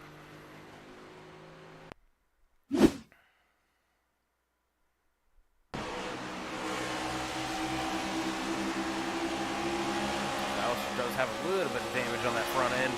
Looking to see what happens here as they end the race after turn 4. Matt Boone right on the bottom line trying to make the pass on Alistair. Does complete the pass, it looks like. Takes over the 4th position, and then stage ends going into turn 1. Looks like some of them are off the gas, some of them are not. Seems to be off now. Matt Boone completely off the gas pedal, and Alistair Kirk runs right into the back of him. and spins the 83 around. The 83 not happy. 51 stuck up on the door of the 83 as the 83 drives off, which turns over that 51 machine.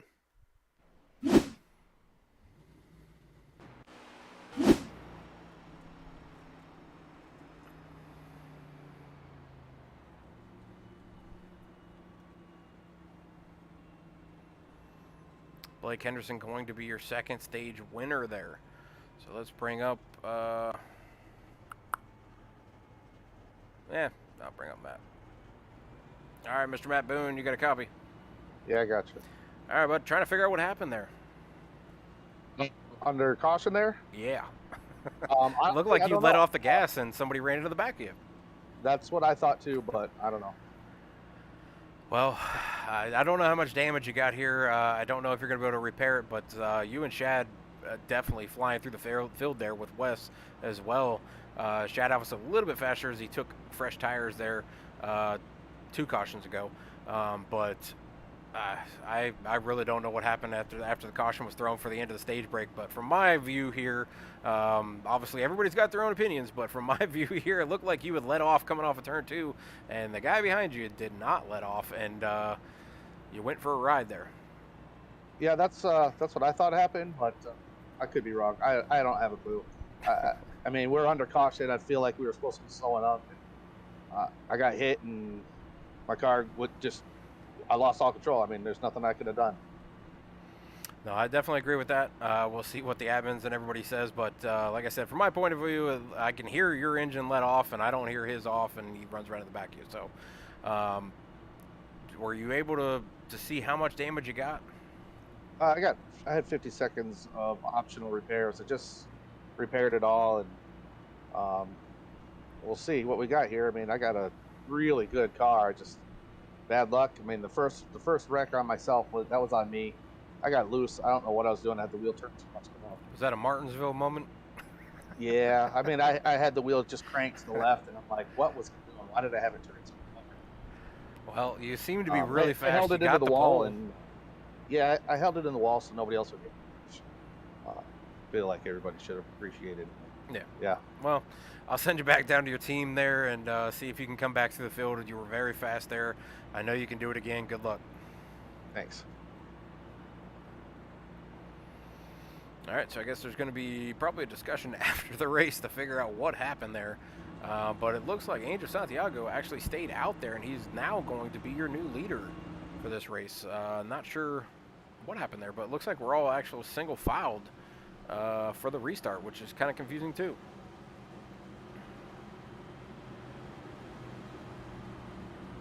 So I'm not really sure what's going on there, but they are not hitting the gas pedal.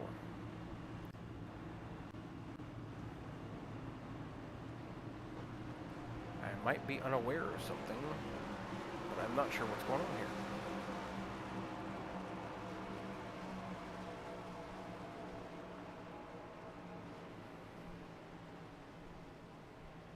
Blake, you got a copy of this to SWATs? Yeah, I got a copy. All right, Blake, trying to figure out what's going on. You guys are not up to speed, so maybe I'm missing something here. Oh, we're going to pull down to the pits and do a moment of silence. Okay, gotcha. Well, I must have missed that Yep. somewhere, so my apologies, but appreciate you filling us in there, and we'll do that moment of silence as well as soon as you guys hit pit road. All right, thank you.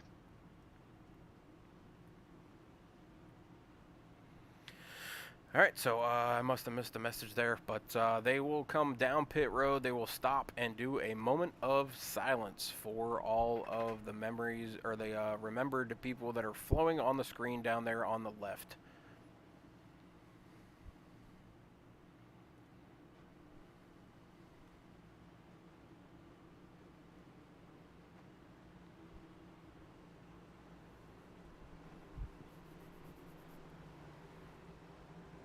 All right, so we're going to complete silence, and we'll be right back.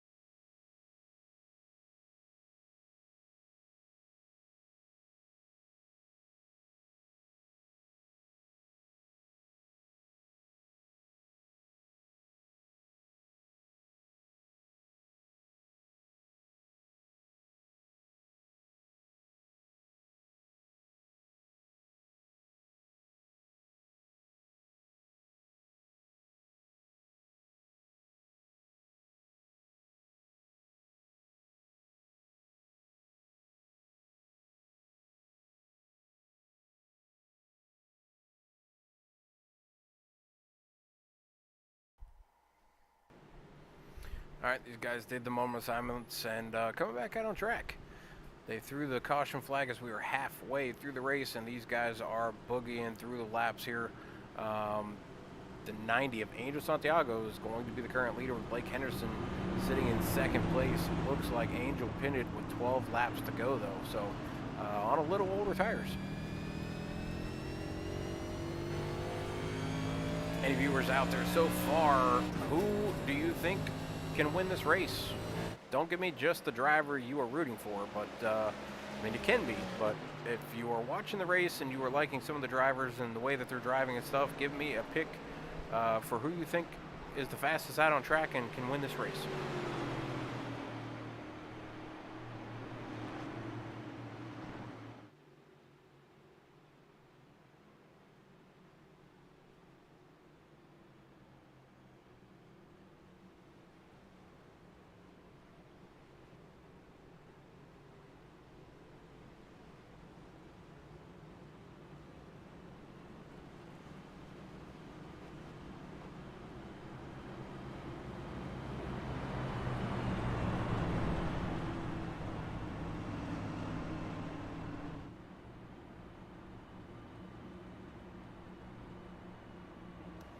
Actually, I promised to play the video again, so give me just a second here and we'll play it again. This is what I played at the beginning of the race, so take a listen to hear all of the driver inductions and who they have on the back bumpers. Bryce Bohr, driver of the number 1 Bud Light Chevrolet, honoring Johnny Lumpkin. Wes Fuller, driver of the number 5 car. I'm proudly honoring my grandpa, Sergeant First Class Donald Fuller. Marcus Chafin, driver of the number 8 Tribe Motorsports Chevrolet. I'm racing for my best friend, First Lieutenant Richard Ely. Corey Kobe, driver of the number 10, honoring Private First Class Thomas Wilson. Alfred Denny, driver of the number 21 Ford Mustang, honoring Senior Airman Thomas Odom. Gary Donaldson, driver of the number 22, proud to be honoring Specialist Matthew Riley. David Anderson, driving the number 23, honoring Sergeant Nicole G. Blake Henderson, driver of the number 25 BFL Mustang, honoring First Sergeant Chris Swantek. Matt Smith, driver of the number 29 Chevrolet, honoring Army Specialist Zachary Art Clauser from Dover, Pennsylvania. Kevin Gibney Jr., driver of the number 31 Ford Mustang for Deep Racing. Tonight I'm honoring my father, Specialist Kevin Gibney of the U.S. Army and U.S. National Guard. Mark Parkhurst, driver of the number 32 Goose Graphic Chevrolet, honoring Specialist Rashad Ross. Hi, I'm Hunter Whitlock, driving the number 35 Toyota Camry, honoring Sergeant Daniel Gurr. Dylan McDonald, driver of the number 38 Chevy, honoring Lance Corporal Riley McCollum. Zach Apperson, driver of the number 41, honoring Petty Officer 3rd Class Jaron Tinsley. Ryan Mutra, driver of the 44, honoring Sergeant Eric Heatland. Lester Kurt, driver of number 51, honoring Specialist Jordan Tune. John Gutekunst, driver of the Girotech 53 Chevy Camaro, honoring Master Sergeant Carlton Watts. Nathan Easton, driver of the number 55, honoring TJ Conrad. Matthew Boone, driver of the number 83, honoring Sergeant Ryan Adams. Chad Swadsworth, driver of the number 88 Nationwide Ford, honoring Lieutenant Mike Murphy. Angel Santiago, driver of the number 90, honoring Private First Class Juan Restrepo.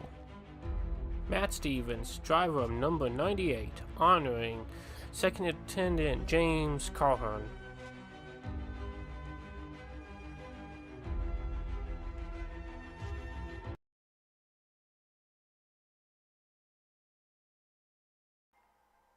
All right, while we were away, these guys went back green, but unfortunately only went one lap, and another caution came out. So I pulled it up here, and I'm going to show it to you here to see what happened here. See if we can see the chain reaction here. I know Nathan Estep up here in the 55 was next to the 88. Then all of a sudden, chain reaction back here with a lot of cars. So we'll take a look here. So it looks like the 55 was first going around. We'll take a look closer to him and see what exactly happened to him.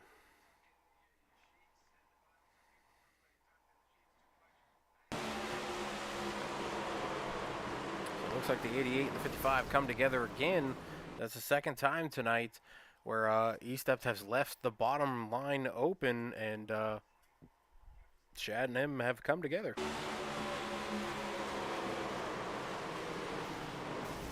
But you can see from here, there's a lot of guys involved in this one as cars just started getting spun and flipped all over the place. I think that's Matt Smith that was rolling on the track as you see him bouncing here. There's a few different guys involved. There's 22, 29, 31, 10, 55, 98, all involved in this one.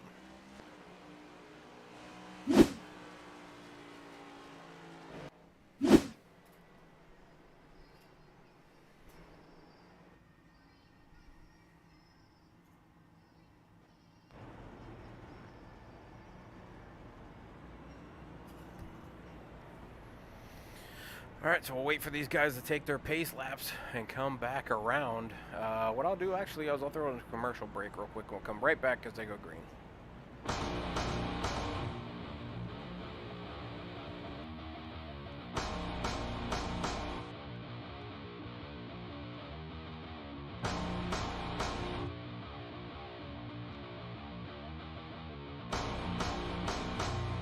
Give me fuel, give me fire, give me that which I desire.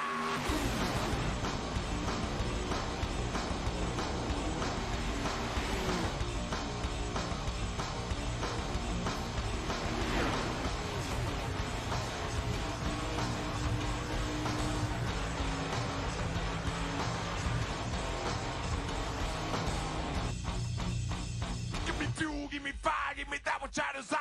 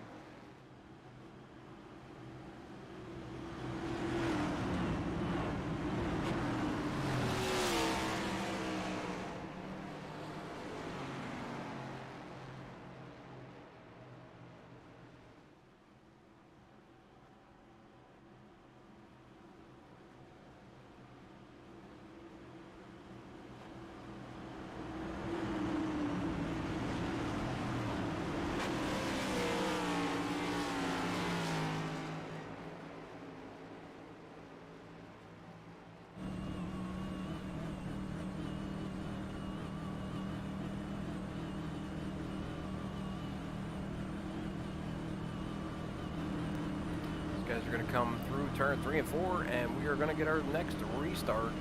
See if these guys can make it around here with fresh tires and not have any incidents. Looks like Nate Estep was moved all the way back to 16th after that caution, so we'll see if he can come back through the field. He's very fast in practice, fast qualifier as well. But Blake Henderson choosing the outside row this time, gets a massive jump on the outside row. Chad Swanson trying to follow, almost gets put up into the wall, by the 90 of Alfred Denny. Shad backing off, letting off the gas there, going to allow John Kuhnkunst to move up into third position. Hunter Whitlock going to take fourth position as Shad's going to fall back to fifth. Wes Fuller sixth. DJ Anderson up to seventh. Zach Aperson, we saw him have an issue earlier, up to eighth. Matt Boone been involved in 2 incidents tonight, up to ninth. And Ryan Moutre rounding out the top 10. Actually, never mind. Mark Parkhurst just took that 10th position away from Ryan Moutre.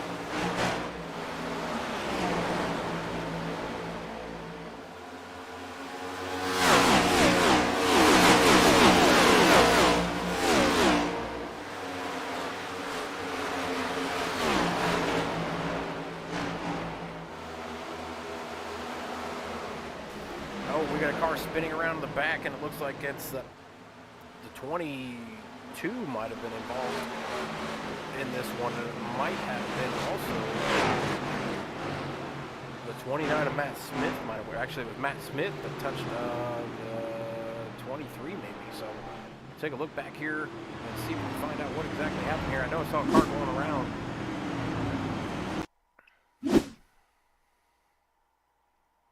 So that would have been the 29 of the 23 of DJ Anderson that was involved in this one.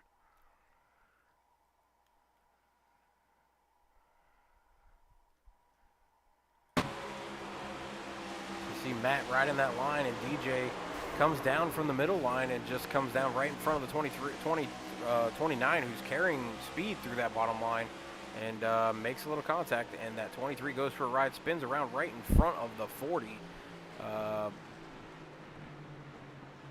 44, I think, of Ryan Moutre. So some aggressiveness maybe coming out here.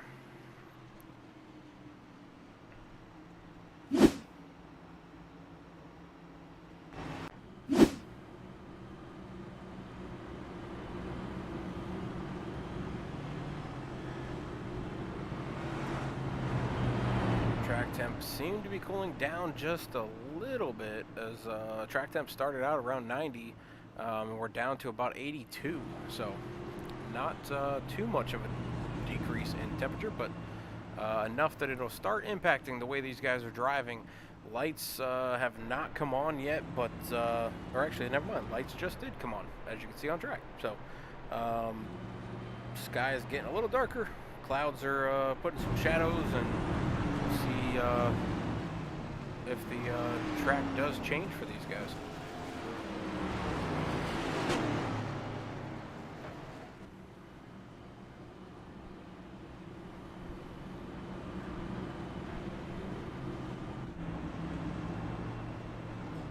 See if we have any takers for pit road. These guys have pit in the last 16 laps. Some guys have come down a few times to take tires, so I'm not sure how many tires are going to be left in these stalls. But nope, none of the leaders do come down. We'll see who's the first one to bail out to go down pit road out of the lead lap cars.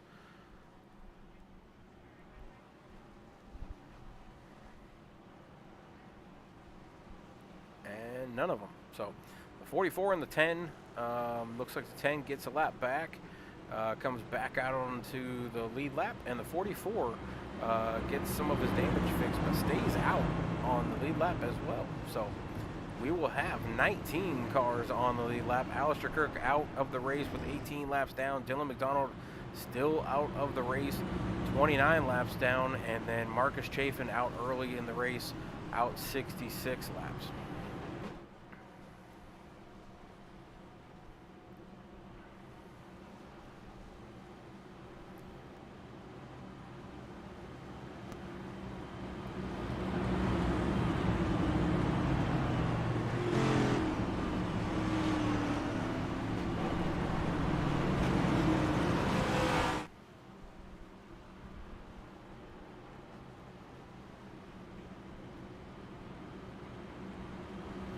second laps. Angel, you got a copy. This is Watts up with the booth.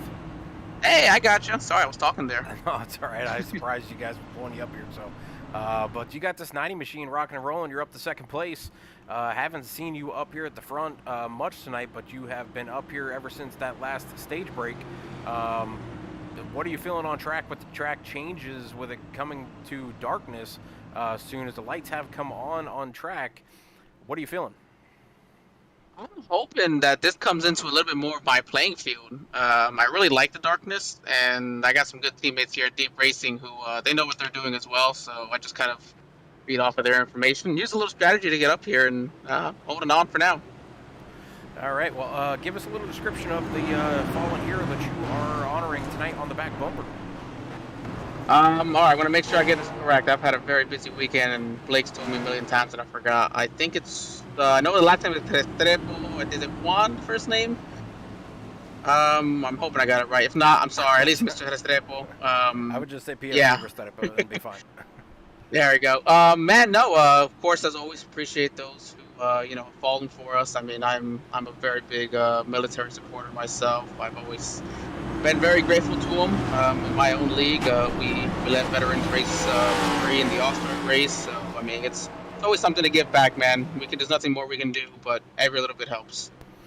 Well, you got this machine rocking and rolling, like I said, up to second place, starting the inside row. Then now that Blake has taken the outside row, we'll see if you can get here to the end of the race, and we'll be talking to you in the podium spot. Hey, man, I appreciate it. Go out there and enjoy this race. It's going to be a fun one. All right, well, I'll send you back down to Deep Racing. Good luck. Thank you. All right, coming off of turn 3 and 4, the pace car will be going down pit road. Blake Henderson going to be on the outside row. I think he's figured out that the outside is faster than the inside row, even though he did quite well in the bottom row. But I think it's just the way you get into the gas and jump the restart. But he did well on that last restart with the outside. So, whoa, we got some big issues on the bottom line. The bottom line did not get going. What Alfred did, or, well, Angel Santiago did. He got a great jump from the bottom line. Jumps out to the lead in front of Blake Henderson. Not sure if that restart did not go. It was actually an ability for Shad to actually move to the bottom line, and then was able to move back up to the top line when he realized the bottom line did not go. Blake Henderson, though, not giving up, fighting on that inside row with a little bit fresher tires than Angel. Out on 20 lap old tires.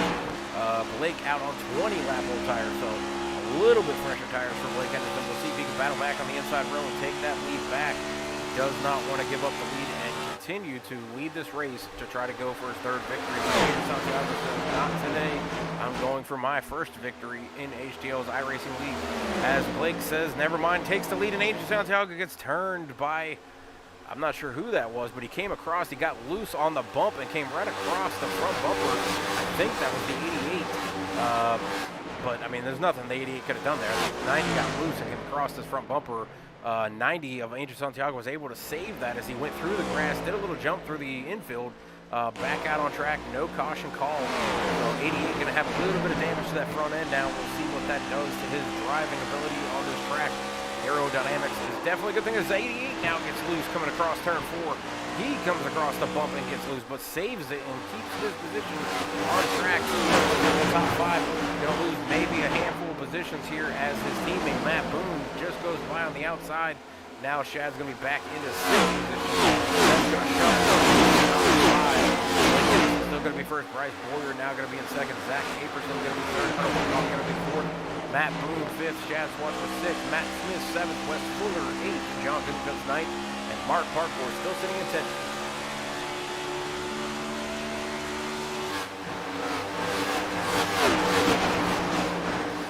He's going to have to regroup and try to come back through the field. We've seen him do it once already. He's been really fast tonight, but what I'm surprised about is his teammate of Matt Boone in the 83. He has been involved in 2 incidents tonight, has had a crumpled up car as he dragged the wall in the first incident and then just got turned on the caution lap after the end of the stage break, and he bounces it off the wall again, and another car goes around on the front stretch. We're going to have another caution here as it looks like it was the 32 of Mark Parkhorse who went around there. I think he saw Boone go into the wall and maybe let off and got turned. But we'll take a quick look at the replay here and see what we can find. and see who initially caused this one.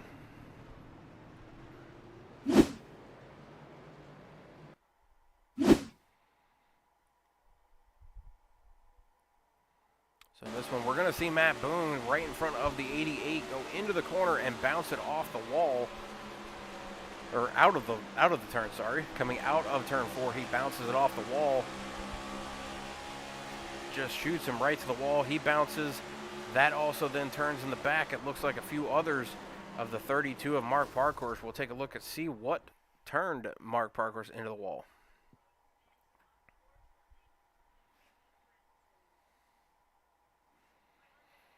So it looks like the 29 and the 32 are battling here. The 29 gets a little loose off of turn 4 and comes down right on the right rear of the 32 of Mark Parkhorse, turns him right into the inside of the wall. That also is going to cause more damage to other cars. It's the 23 of DJ Anderson. It looks like the 44 of Ryan Moutre were also involved. And then another car comes in late to this and also makes contact. And I think that was...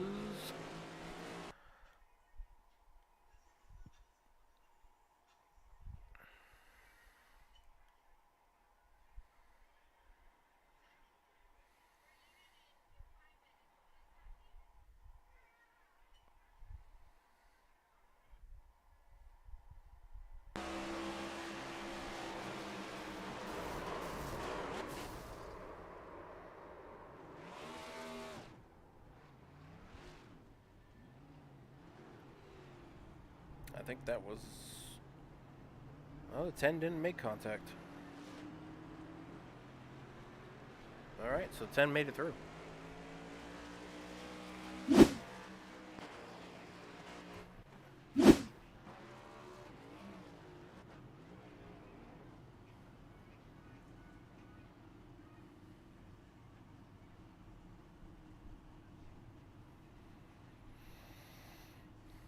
So 61 laps to go. We've had 10 cautions tonight, 35 laps of green flags, but it actually sounds like a few guys might have just had a blown engine. It looks like 32 is going to pull off track. I think his engine has blown, so he is going to have to tow it to pit road to get that damage fixed. Unfortunately, I think he's going to be sitting on pit road for a while.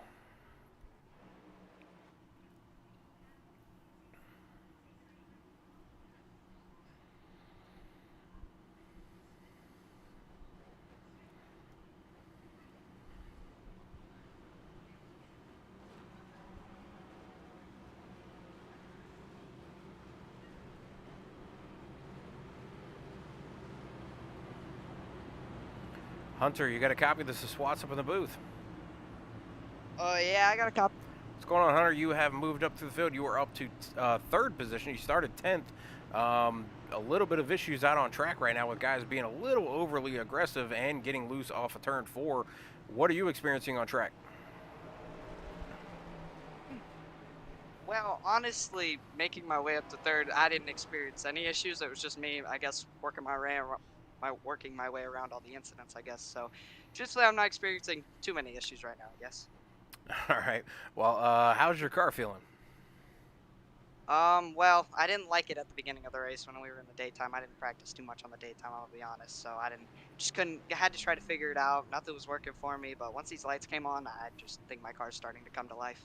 I've actually heard that from a few different drivers, that they didn't practice as much during the daytime, more concerned with the second half of this race and the changes that the track was going to go through with going from day to night. So I guess it's better to be the good at the end of the race than it is the beginning. But how did you do during the stages? Stage, I was just trying to, keep my way in the top 10, and which I was able to do. Second stage, I tried to go with a little bit of strategy there at the end. I took fresh tires, tried to just gain position, and it gave me a few positions. So luckily, I've been able to finish in the top 10 both stages. I'm trying to hopefully finish in the top 5 at the end of this one. All right. Well, give us a short description here of who you are honoring on the back of your car. I'm honoring Sergeant Daniel Gurr. The reason I'm honoring him is my dad was really good buddies with him. Basically got him into the military, got him up to where he was. But sadly, lost his life I can't speak right now, sorry.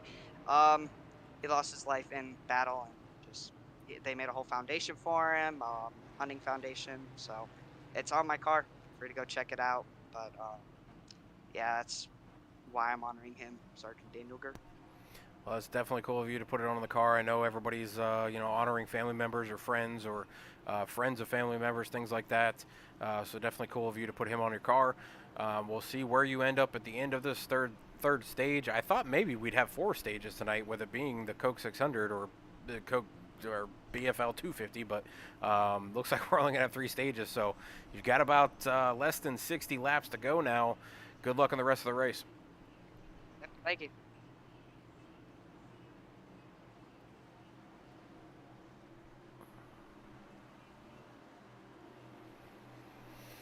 All right, so we're going to get back going green again here as they come off of turn 3 and 4. My biggest shocker, though, is Matt Boone has moved all the way up to P5.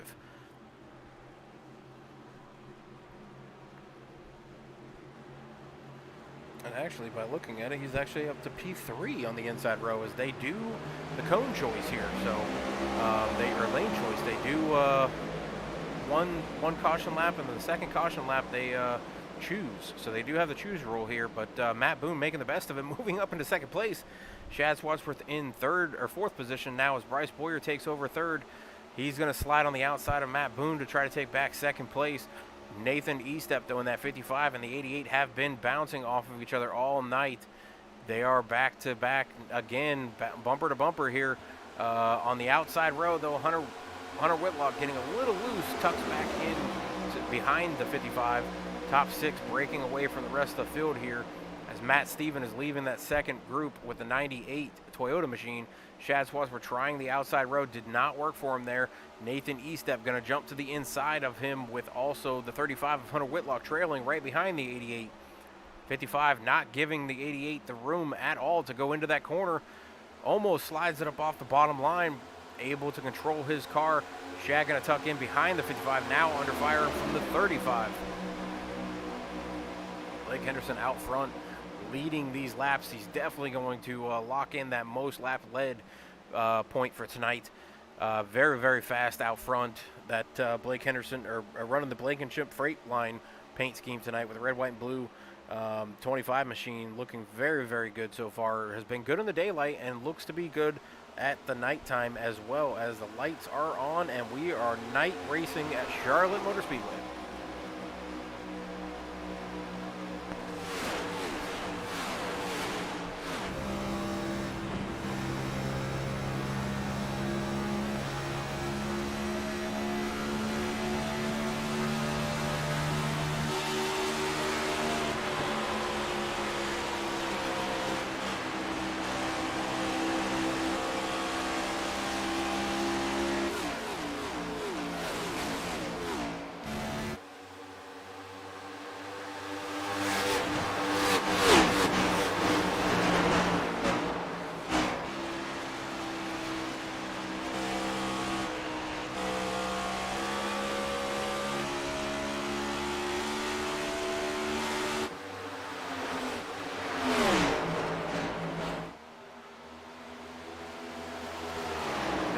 Definitely getting through those first couple laps on the fresher tires, but my concern is that Blake and Bryce have not pitted for 34 laps, along with Matt Boone and Wes Fuller. They have all not pitted for 34 laps.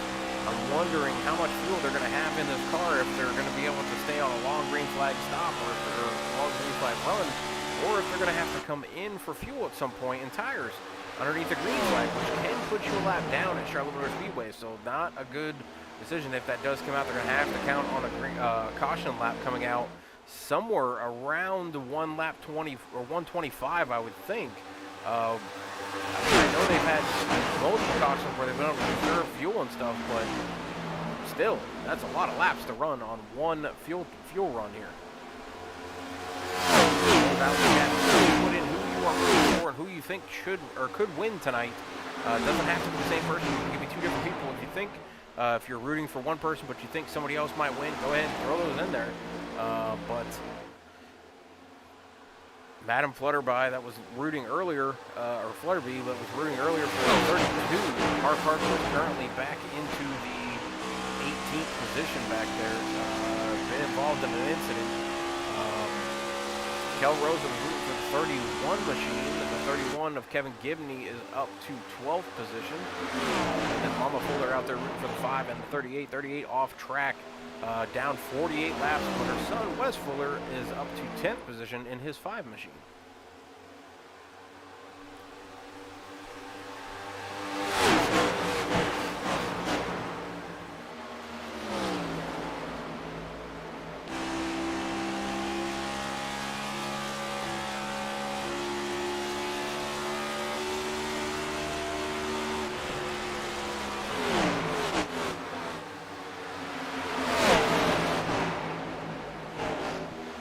Guys are 2x2 racing towards the middle of the field. The rest of the front has gotten single filed and have pulled away from these guys. The side-by-side action definitely draws you back. Running in the draft, side-by-side driving does not work really for Charlotte. You really have to keep in mind and have those dives. These guys are definitely back here slowing up way further than the leaders, which will definitely not help. But the rest of the front, Blake Henderson out to about a quarter-second lead over the 1 car of Bryce Boyer. Currently, right now, Bryce is just following in Blake's footsteps for at least the straightaways. And then on the corners, you see Bryce up there on the wall, and he actually tags the wall that time. That's the danger of being right up there on the wall, but Bryce does not care about it. He will continue to go back to it every single time. That's just the way of a guy who likes to drive on the edge. Sometimes that bubble, it does not work if you can slide right up on the wall if you miss your corner entry. And Bryce definitely missed it that time. He slid on the wall just a little bit, sparks flying out, but did not slow him up that much. Nate Eastep and Chad Swansford have been battling all night. Chad not giving an inch, Nate Eastep not giving an inch. He's been turned twice technically by the 88. So we'll see if Nate gives him the room or if he continues to battle him hard. Nate Eastep on 25-lap-old tires, Shad on 40-lap-old tires. So Nate should be a little faster with the fresher tires, but Shad seems to be really fast with this whole track. So trying to find a way to get by Nate, but Nate is all over the place in his lanes. Shad trying in the middle lane now, trying to get by the 55. Bryce Boyer, see him up there, up against the wall. Still riding up there. Blake now pulling out to almost a second lead, not looking back. We got about 45 laps to go now as Blake is going to come across the line here with 45 to go.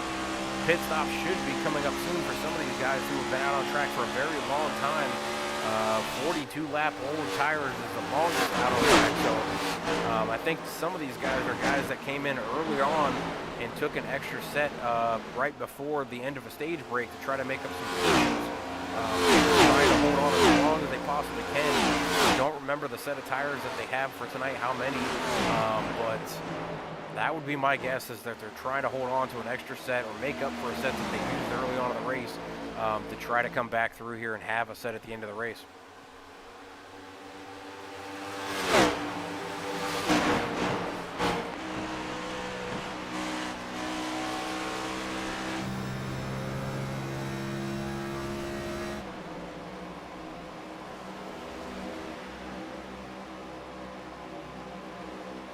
Do a quick side-by-side, and we'll be right back.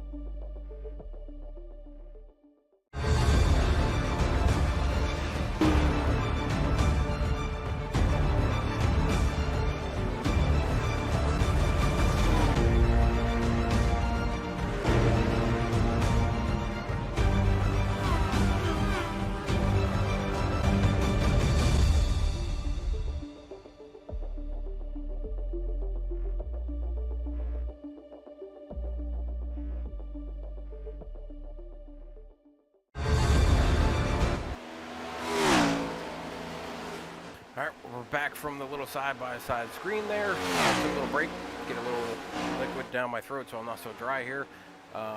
Blake Henderson still out front. Nathan Estep up to second place. Chad Swatsford following him through for third place. Bryce Boyer falling back to fourth place now. Matt Boone still sitting fifth place. A good recovery for him so far.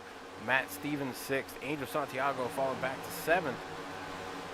Matt Smith 8th. Hunter Whitlock 9th that we spoke to after the last caution there. Zachary Aperson up to 10th position. And actually looks like Hunter is trying to battle Matt Smith right now.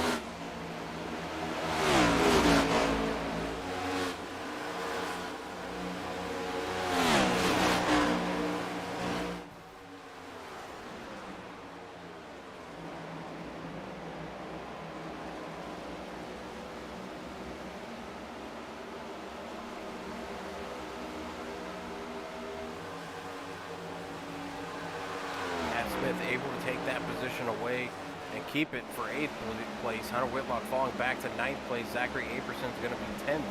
Blake Henderson up to first and up to about almost a second, but Nate Estep is crawling back just a little bit here to try to come back to Blake Henderson. Chad Swatsford sitting third, trying to stay with him, but he's about a second back. Matt Boone now up to fourth place. He's now past Bryce Boyer.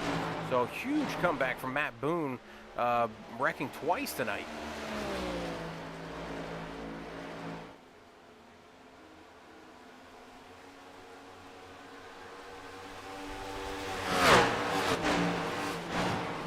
Green flag stop should be coming up soon as they are running about 51 laps now for Blake Henderson, but they have had multiple cautions to be able to save and conserve the tires.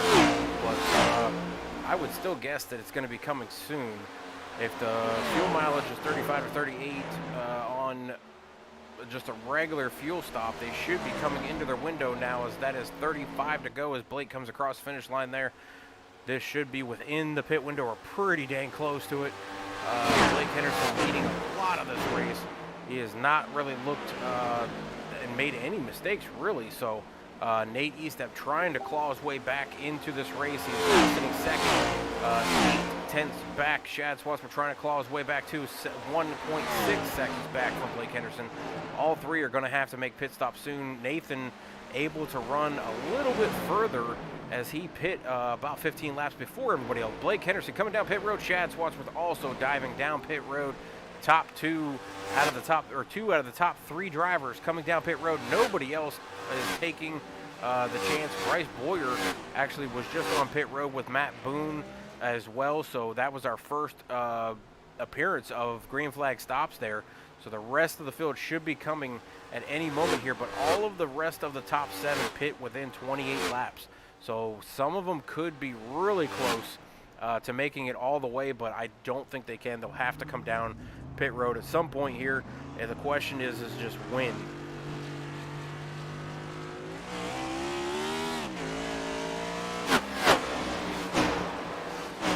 Henderson making his pit stops. Angel Santiago back out to the front. Nathan Estep now coming down pit road.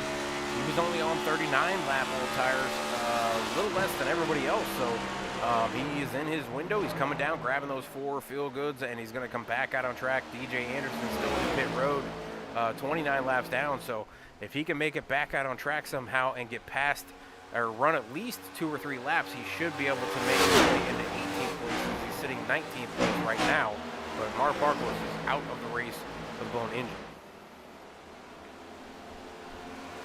Matt Stevens sitting second. Matt Smith receiving all these different incidents, now sitting third. Hunter Whitlock, who was up here at the front earlier when we went back green, has moved back up into 4th position. Ryan Moutre sitting 5th. Gary Donaldson, we've seen him in a few incidents tonight, sitting 6th. Corey Kobe, we've seen him in a few incidents tonight. He's now sitting 7th. Blake Henderson, the leader before those green flag stops, now going to be 8th place. Nathan Eastep 9th and Chad Swatsford 10th. Unfortunately, though, Blake Henderson, Nate Eastep, and the rest of the bottom half of the field are at least 1 lap down. Only the top 7 are on the lead lap, but none of those guys have pit within the last 31 laps. So they will be pitting here shortly, and the rest of the field that just pitted should unlap themselves, and we should see the order of the lineup go back to where it was before these green flag stops happened, which should put Blake Henderson back out in front, as it looks like Nate Eastep is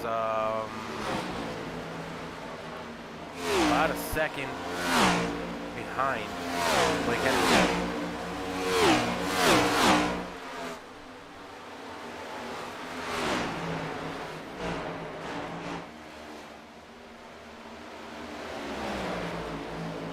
Hunter Whitlock now down pit road. That was 7th place.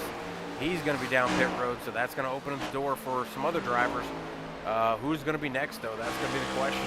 The rest of the field at the top 6 have to pit one more time before the end of the race with 29 to go. There's no way they can make it to the end. They have to come down pit road. The question is, when do you run it completely out and just take fuel and hope to still finish in the top 10, or do you come down to just take enough fuel to throw the tires on and head out and try to make up some more positions, because they will have fresher tires by a long shot with pitting extremely late. The question is, will they have enough time to use those tires or utilize those tires and make up those positions? I don't know which strategy will work out, but right now I'm going to say this is going to hand it back over to Blake once these guys do pit. Ryan Moutre now down pit road as well. He was in 5th place before he just came down pit road, so that's going to move the field up one position, another position. Who's going to be next out of the rest of the top 5 that have not pitted yet?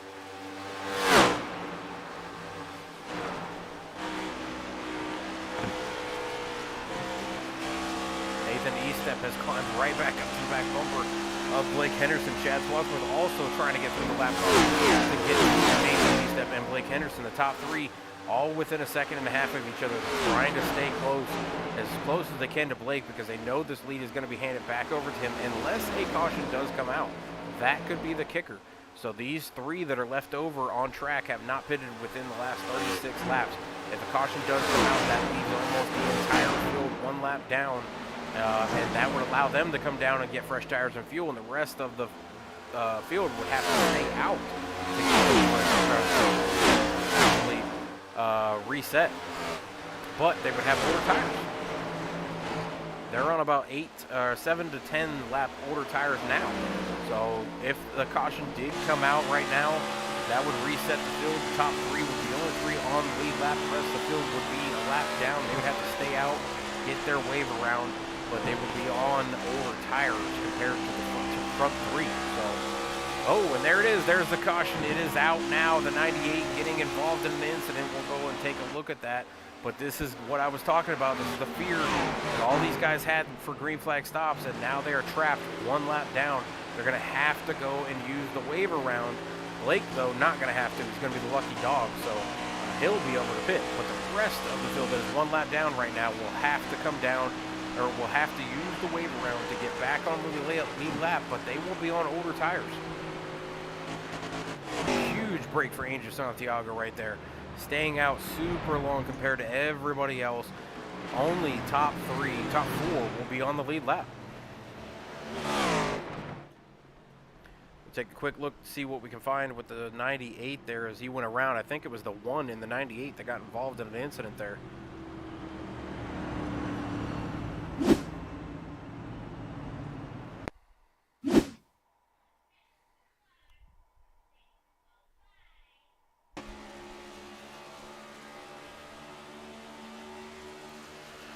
So you see the 1 coming up through, had just pitted too, but it looked like he had a black flag, so he had to come back down. He went 2 laps down, and then he's closing in on, I want to say that's the 88 and the 98. 1 riding up against the wall, and the 88 just boots the 98 out of the way for blocking. 98 is Matthew Steven, who was sitting third on 38 lap old tires. Shad obviously on the fresher tires. Now that could have been, 98 could have let off a little bit, or it could have just been Shad saying, hey, I'm faster and you're taking my line. I'm going to the front. I got to catch up to Blake. You've got to pit still. I'm coming through. Don't know. We can ask. See if we can find somebody to bring up into the booth and figure out what happened there.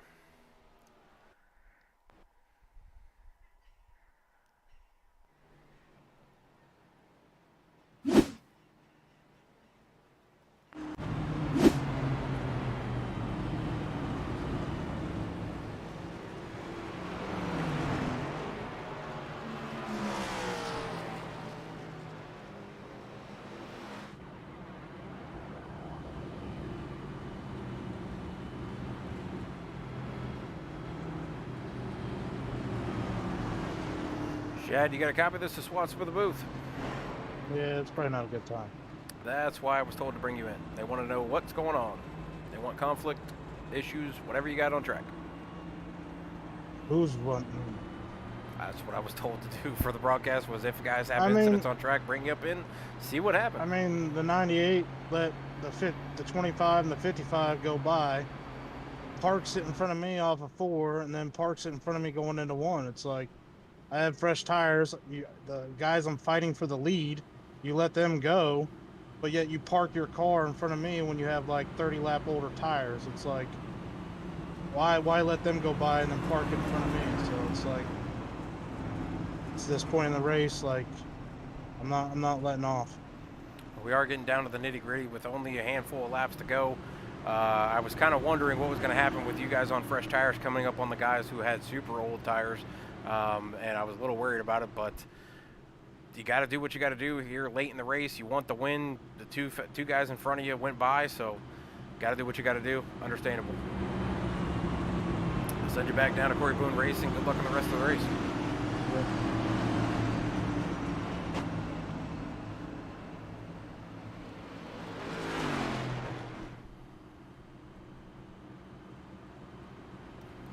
Matt Stevens, you got a copy? This is Swats up in the booth.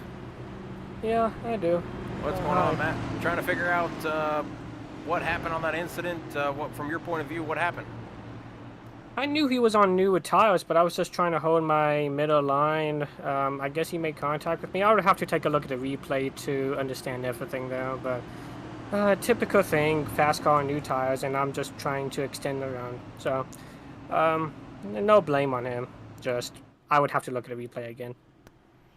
Gotcha. Well, that's definitely pretty cool of you to say, to go ahead and look at the replay and see what happens. But so far tonight, you've been, up towards the top 10.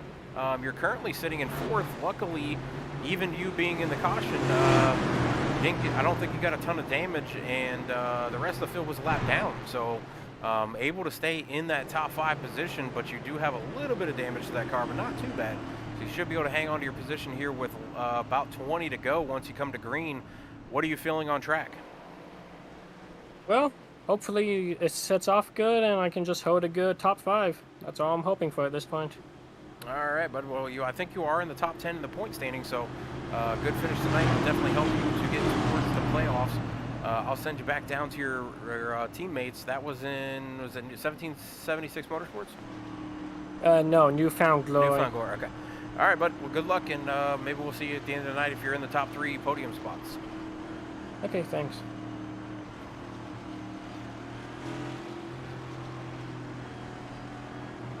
All right, so nice of Matt Stevens to not blame anybody. Said he would have to take a look at the replay. Said he knew he was on old tires and the new tires were coming, but he was holding his line. But he did kind of move down to the bottom just a little bit, but we'll see what happens there. Big shout out to Burnt Rubber Media jumping into the booth. Obviously, I know exactly who that is, so I appreciate you coming up into the booth. I hope you like what you see on screen. We're doing a remembrance race tonight in honor of Memorial Day last weekend.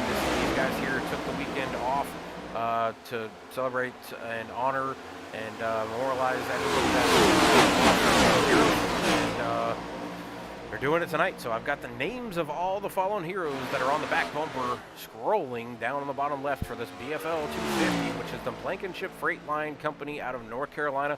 The 90 of Angel Santiago just went around there, coming out of the corner, now back to about 11th place. Matt Stevens now out front, who we just spoke to. Matt Smith on the 29, sitting second. Blake Henderson moving back up to the second position, takes it 3 wide, takes all 3 positions, 2 for 1 out of turn 2. Now going up into the next turn here. He's going to try to grab another position as he sits in second place. There is a lap down car between them. I think that's the 88, actually, and I'm not sure what happened to the 88 because he was on the lead lap. Now the 98 is going to be in the lead. Doesn't look like that's what it was. The 88 did not get his lap back. So I think he's counting on another caution here. He is currently in that spot. So if he can get another caution to come out, he almost had one there with Angel Santiago, but no caution did come out. So still green, 18 laps to go.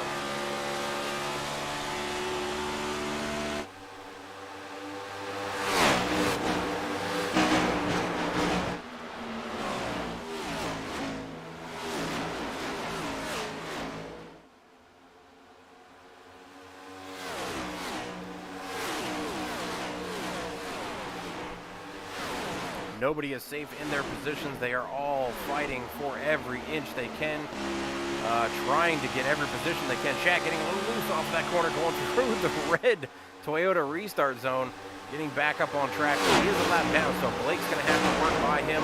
I would think Shab would probably give up the position, but he is a lap down, so he's fighting to get his lap back, and that leader is right there in front of him.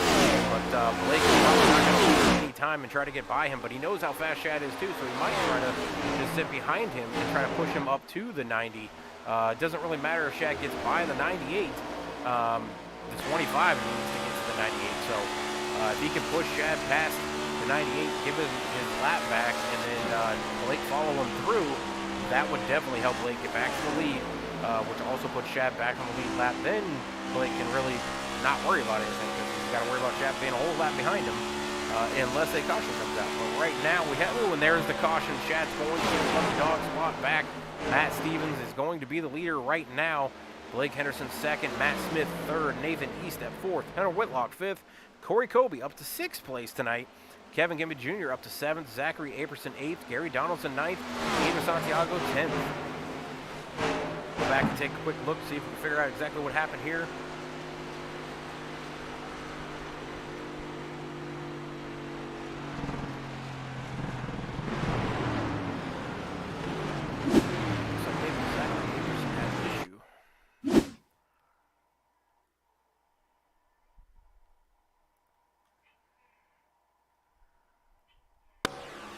All right, so Zach comes into turn 1 and 2. He's got the 31 of Kevin Gibney Jr. underneath him. They go into the corner here. Kevin stays down on the bottom. Does the 31 gets a little bit off pace there. 41 stays in, tucked behind him. Good through the backstretch, going into turn 3 and 4. Zachary goes in, gets down to the line. Does he get loose off the bump off of 4? Nope, good there. Go through the triangle.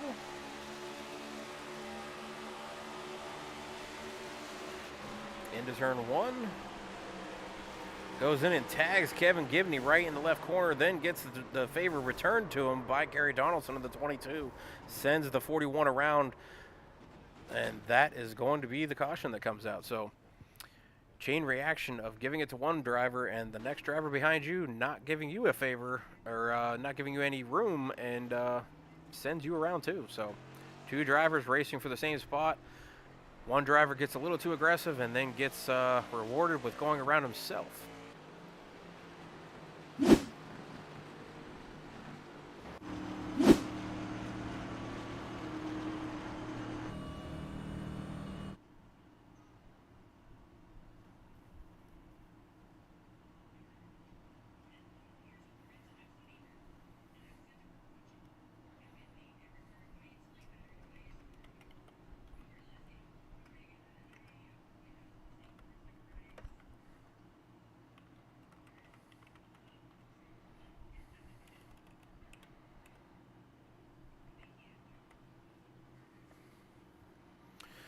All right, so we're going to have probably right around 10 laps to go as they go green here. I'm wondering if anybody did decide to come down from the green or the lead lap cars, but I'm not seeing any. So looks like Shad was able to get his lap back once they come across this finish line. Matt Boone in pit still. Looks like he's going to be 10 laps down, so I think he was involved in the last caution, so he's going to be out. 44 also on pit road. He's 5 laps down. And the 23 of DJ Anderson still in the race, though, sitting on pit road, 50 laps down. 90 of Angel Santiago coming out of pit road, coming back around to get to the tail end of this field. Matt Boone actually coming out of pit road, so he might still be able to make up a couple positions with about 10 to go once they go green. He could make up at least 2 positions, 3 positions if he could get to Alfred Denny. Actually, never mind. Alfred Denny's out on track, so he's good to go there. So he can make up at least 1 more position by making up a few more laps and getting past Ryan Moutre there.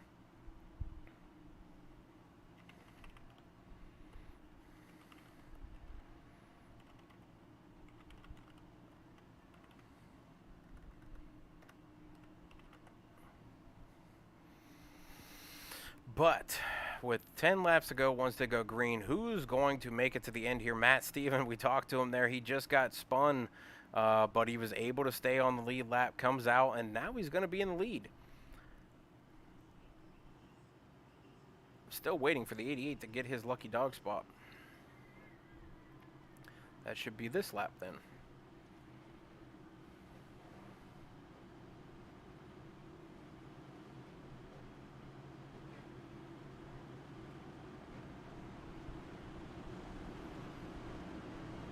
So almost every driver in the top 10 tonight has had an issue. Matt Steven got spun there a few laps ago. Blake Henderson has 0 incidents. Matt Smith has been involved in at least 3 incidents. Corey Kobe involved in several incidents. Hunter Whitlock involved in an incident. Nathan Estep involved in at least 2 incidents. Kevin Gibney involved in at least 2 incidents. Gary Donaldson involved in at least 2 incidents. Angel Santiago involved in at least 1 incident, I think was his own. And then Zachary Aperson also involved in an incident tonight. So the whole top 10 is full of incidents. Looks like they did not give Shad the lucky dog there.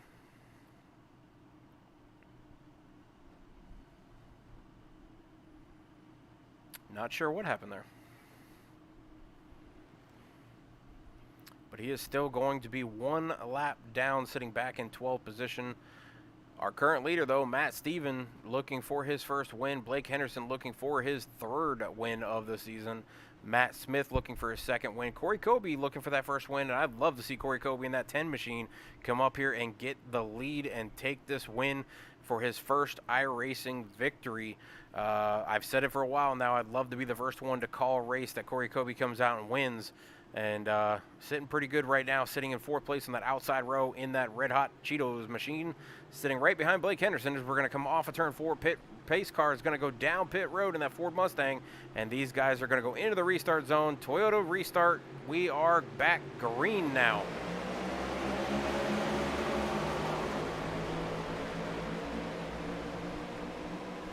Look at them fanning out, trying to pick a lane, going into turn 1 and 2. Blake Henderson still leading on the outside, carrying the momentum. 98 fighting back, though, making contact. Blake Henderson getting loose, going into the inside wall.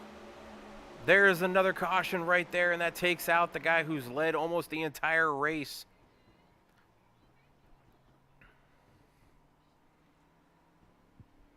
Blake's going to have a little bit of damage to the inside of his car, or the left side of his car. Got a little bit of damage on the left front, down the side, scraped that wall. It's actually a little better than I thought it would be with going towards that inside wall like that. But Matt Steven and Blake Henderson coming together, coming off the corner, and Blake Henderson paying the biggest part of that with the left side of his car. And that's going to shuffle up the front row. We'll see if the lucky dog gets handed out this time. It actually looks like John Gutekunst actually might be in front of Shad this time. I think he is. I think that's going to give the lucky dog to the 53 and put him back on the lead lap. That'll put 12 on the lead lap.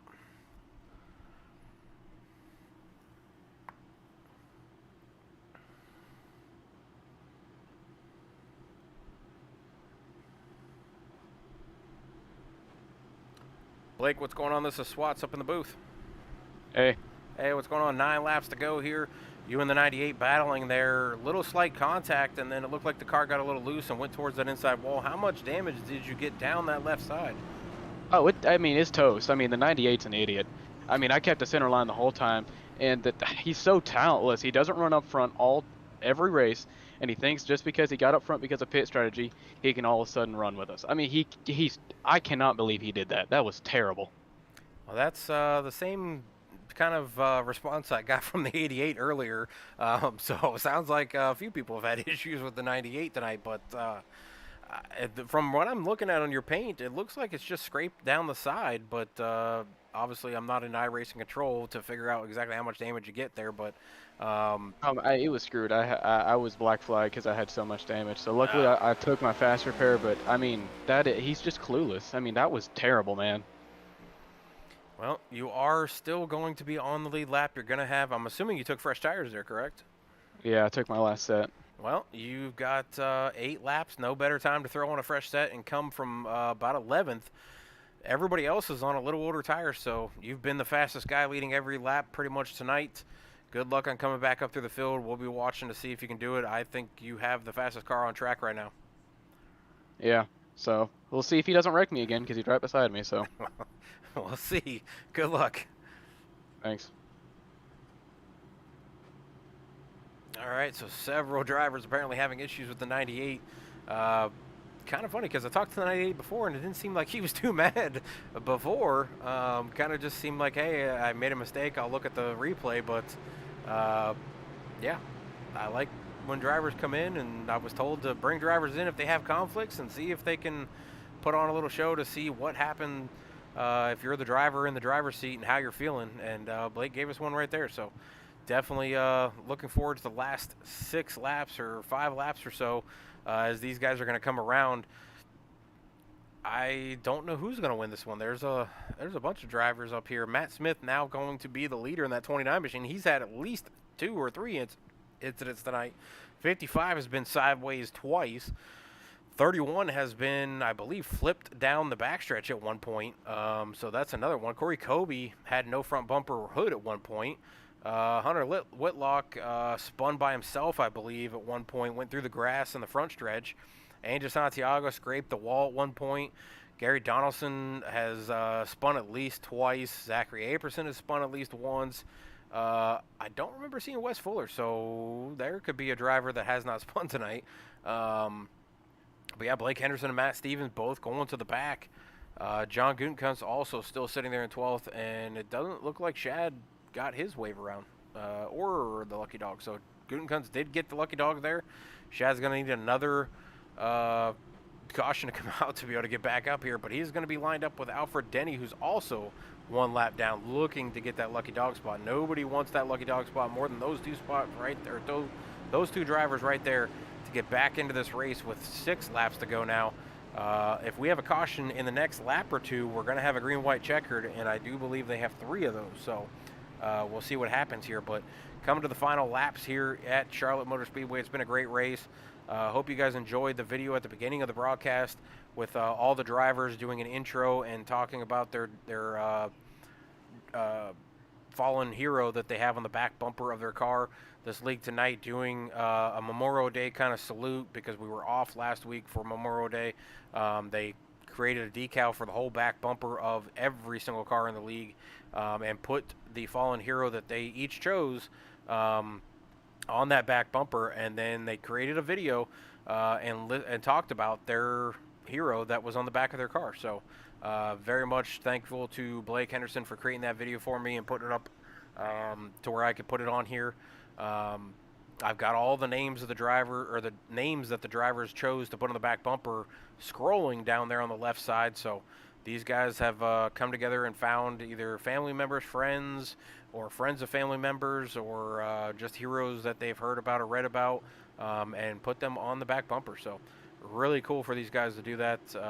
I'm definitely a huge supporter of the military, and I love all the veterans and first responders out there. These guys are going to go green again as we come into that Toyota restart zone. 5 laps to go. Matt Smith and Nate Estep leading that front row to green flag. Restart is underway as we go through turn 1.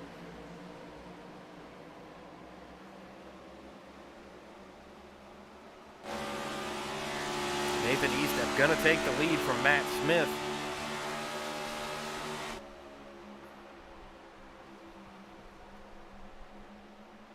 .35 of Hunter Whitlock working the bottom line. 41 of Zach Aperson on fresher tires, trying to make moves. You see him get a little loose there, 3 wide for back in 6th and 7th and 8th place with Blake Henderson, Angel Santiago, and Corey Kobe. Blake Henderson flying up through the field. He started 12th in this one, or at this restart. He is up to 7th place right now, coming up through the field.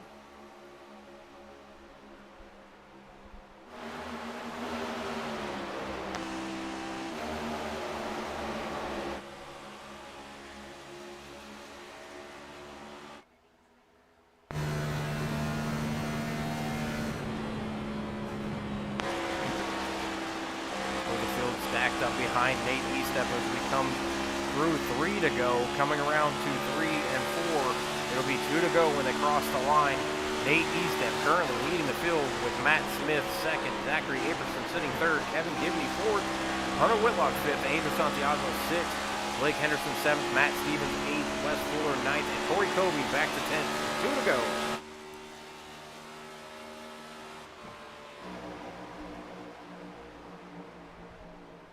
Look at this battle back here with Hunter Whitlock, Kevin Gibney Jr., and Angel Santiago and Blake Henderson all battling from 4th on back right here, piled up together. Through 3 and 4, Nate Eastep going to be still the leader as he's going to come to 1 to go. Nate Eastep looking for his victory in HTL's iRacing League BFL's 250 tonight at Charlotte Motor Speedway under the lights. Final lap at Charlotte.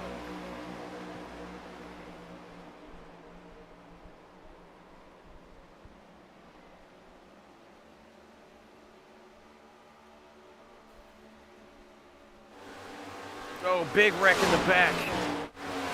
Looks like Matt Smith, maybe Angel Santiago also involved. Nathan Eastep, though, going to win tonight's BFL 250 at Charlotte Motor Speedway in the 55 machine. His Ford will be going to victory lane. Zachary Aperson going to finish 2nd tonight in his Ford. And Hunter Whitlock, the lone Toyota, coming up through the field, finishing the top 5, gonna bring it home 3rd. Blake Henderson making his way back up to 4th place after getting turned around by the 98 with less than 10 laps to go. Kevin Gibney Jr. gonna bring home 5th tonight. Wes Fuller gonna be bringing home 6th in his Ford number 5 machine. John Gutekunst makes his way back to 7th as getting that lucky dog with 10 to go. Matt Steven, though, falling to 8th place. Gary Donaldson 9th. Corey Kobe 10th. Matt Smith 11th, Angel Santiago bringing home 12th in his 90 Ford. Shad Swathworth bringing it home as the first 1 lap down car in 13th place. Alfred Denny going to be 14th place in his 21 machine. Ryan Moutre in the 44 going to be sitting 15th place. Matt Boone unable to recover and getting to 16th place. Bryce Boyer going to be 17th place. Mark Parkhorse, I believe there was somebody out there rooting for Mark Parkhorse in the 32 machine. He's going to bring it home 18th place. DJ Anderson, his Toyota 23, will be 19th place. Alistair Kirk out early in the race, sitting 20th tonight. Dylan McDonald also out early in his 38 Chevy, sitting 21st place. Marcus Chafin out very early in the race, I believe within the first 10 laps, and he is out in 22nd place tonight. That is going to be the entire field tonight as Nathan Eastep takes his victory lap around after doing some burnouts in the finish line.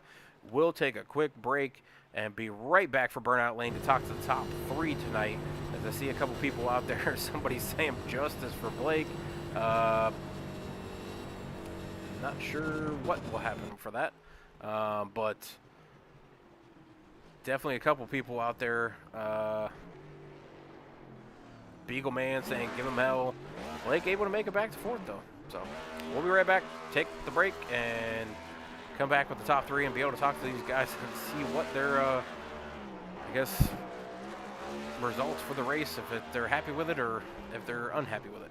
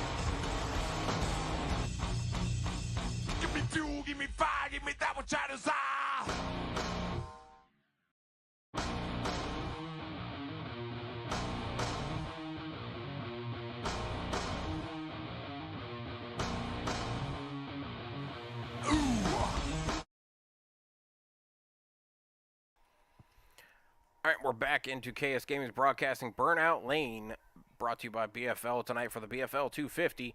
That's Blankenship's Freight liners, and I've got third place tonight, Hunter Whitlock, into the booth. Hunter, you got a copy? I do indeed. All right, buddy, bring it home third tonight. You come out and actually you didn't lead a lap, but at the end here, you're sitting third. We talked to you a little bit during the race. You had a little bit of an issue there shortly after we talked about you, so hopefully that wasn't a jinx. But you come right back, finish third tonight. Big wreck on the backstretch as you guys were coming to the finish line there. What happened there in the third stage for you to bring it home third? Overall, the car did not feel good at the end of that stage. I just was not concerned with my tires. I just wasn't paying attention to how much I was turning the wheel. And finally, green flag pit stops came, and I was luckily able to, uh, well, those are my final set of tires. So I just was able to gain some stuff through that. And then we had all those cautions, and I guess my tires were just a few laps quicker than a few people in front of me. Worked my way up there and just tried to keep working my way up. My teammate was up there in the front. I was rooting for him. I hate what happened to him. And then, of course, me and Matt Smith, I just still want to apologize to him for that move I made in the final corner. I do feel pretty bad about that. I don't think I deserve this top three at all, but I'll take what I can get, I guess. All right, so that was talking about the big wreck I saw there coming out of the corner with the 29 going flying. I mean, you bring it home third tonight. I'm trying to find you in the points. You are sitting right on the cusp of the top 12, tied with the 12th place. Unfortunately, the guy who you needed to be in front of tonight finished first. So you're going to make up a couple points on a couple guys who struggled tonight. I think the 22, 10, 51, a couple of those guys struggled. So you're going to make up a few points that should put you in the top 12. But we have several races to go. Next week's Charlotte Roval, I believe, if I'm not incorrect about that, but what are your expectations going into that race? Just keep it on track and don't wreck it. Really, with these road courses, they've never been my strong suit. I really don't like road courses, so I mean, like last year at the Glen, I got my first top 5 there at the Glen last year, so I'm hoping maybe Sonoma that one didn't go too well. My internet kind of killed or died, so hopefully this Roval week I can actually stay in the race and not lose connection mid race and actually finish decent this time. I mean, I'm pretty sure nobody's race went well at Sonoma besides Alistair's, who led pretty much by a lap over everybody. So we'll see what happens here at Charlotte Roval. I don't know if he has any experience there, but I kind of like the track. I'm not a huge fan of road racing, but I've been getting into it lately. So Charlotte Roval is pretty much just take it easy and hold on to the car and hope that you have a car at the end of the race. So, but yeah, like I said, moving up through the points a little bit. Got several races to go. Got a few big races coming up with Kansas, Atlanta, and then we head to another road course of Watkins Glen, then Martinsville, and then at Daytona to end the race. Or end of the season. So only a handful of races left, but you are in the top 12, and just keep on battling, bud. I know you're right on the edge of getting one of these wins here. I know you're always at the front, but usually get caught up in somebody else's mess or something. So we'll see what happens here. But good luck on the rest of the season. Any shout outs for you? Just want to shout out to you for, I guess, broadcasting these races, and Blake for making the great league. And shout out to Daniel Gurr, Sergeant Daniel Gurr. He was with me tonight, so I think he's the reason I got that top 3. All right. Well, yeah, we were talking about that earlier in the race, talking about who you were honoring tonight. So I said, go out there and make them proud and bring it home, and you brought it home third. So I would say that's a win in my book. Yep. All right. Well, that'll be third place, Hunter Whitlock in the 35 machine, bringing it home third. Now we'll bring up second place. That's Zachary Aperson in the 41 machine out of Tombstone here, or I'm not sure what group, but Zach, you got a copy, buddy? Yes. All right, Zach, you bring it home second tonight. No laps led, but you're up here at the front. A lot of different issues happening for a lot of different guys. At one point, I think I saw you going through the grass in the front stretch, but you were able to bring it home second. What was your race decision to, or that made that possible? Yeah, it's just A late race caution, and I just was in position. Blake was behind me, and I ended up trying to let him go by me, and I ended up on the top, and I just kept getting good runs on the top, so I could go from about fifth, I think I was around there, and I just got from there to second, but Nathan was gone. There was no catching him with how much laps I had left. But yeah, I was just glad to get second. I was actually here last weekend, so. Wow, so you went to the really Coke strong. 600 for the Memorial Day Yeah. race. You throw a Memorial Day race this for today. Technically, this is what we're doing is memorializing all the fallen heroes. You come out the next week and bring home a second place. I'd say that's a huge victory and a huge honor to the guy on the back bumper. Give us a little rundown on who you were honoring tonight, as I did not speak to you during the race. I was honoring wait, hold on. It wasn't someone that I chose. It was actually someone that Marcus chose. So I don't really know too much about him, but I was just honoring him, and it just he was with me. I had to do good for him. All right. Well, I believe that was Petty Officer Third Class Jaron Tinsley that you had on the back bumper. So I think that's a friend of Marcus's. So I'm sure you made him proud tonight, bringing home second. Unfortunately, Marcus was out of the race early on. So, but like I said, you were going through the grass at one point, and still able to bring home second. So that's a huge victory in my mind. Going into next week's race, you're back at Charlotte again for the road course. What is your expectations going into that race? Just keep it on the track. I mostly races when it comes to a road course. It's just if you can keep it on the track, you can usually get a good position. So I just gotta keep it on the track. I'm not trying to run any hot laps or anything, but just keep it on the track, and I think I'll get a good finish, especially here with turn one and Tom Harper turn. Can't go too well. Well, I mean, on the oval, you went through the grass and brought it home second. So maybe that's a little bit of a hint towards next week. Go through the grass one time or something and be able to bring it home second again. We'll look to see what you can do. I not sure I'm going to be here next week, so I got to talk to Blake about it because I'm actually out of town for a wedding, for my brother's wedding, who's in this race. So see if congrats to him. See if he's able to move the time, or I don't know if I'll be able to make it back in time for the race start. So we'll see what happens there. But good luck in the rest of the season. Any shout outs for you? Just shout out to Blake for making all these paint schemes, and if he didn't make a paint scheme, he had somewhat to do with the back bumper with all the names that had to go on there. So shout out to him for this, and not many leagues actually do anything for Memorial Day. So just shout out to him for doing this because he's the only one that I really know that does anything, and he did it on Heat 5 with patriotic schemes. So just shout out to him for all this because it's very cool.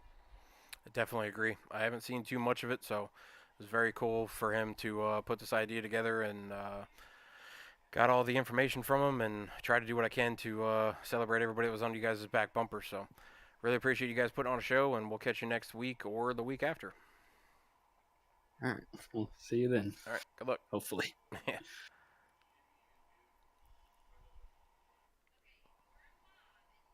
All right. Bringing up tonight's winner, Nate Estep. See if I can get where is it?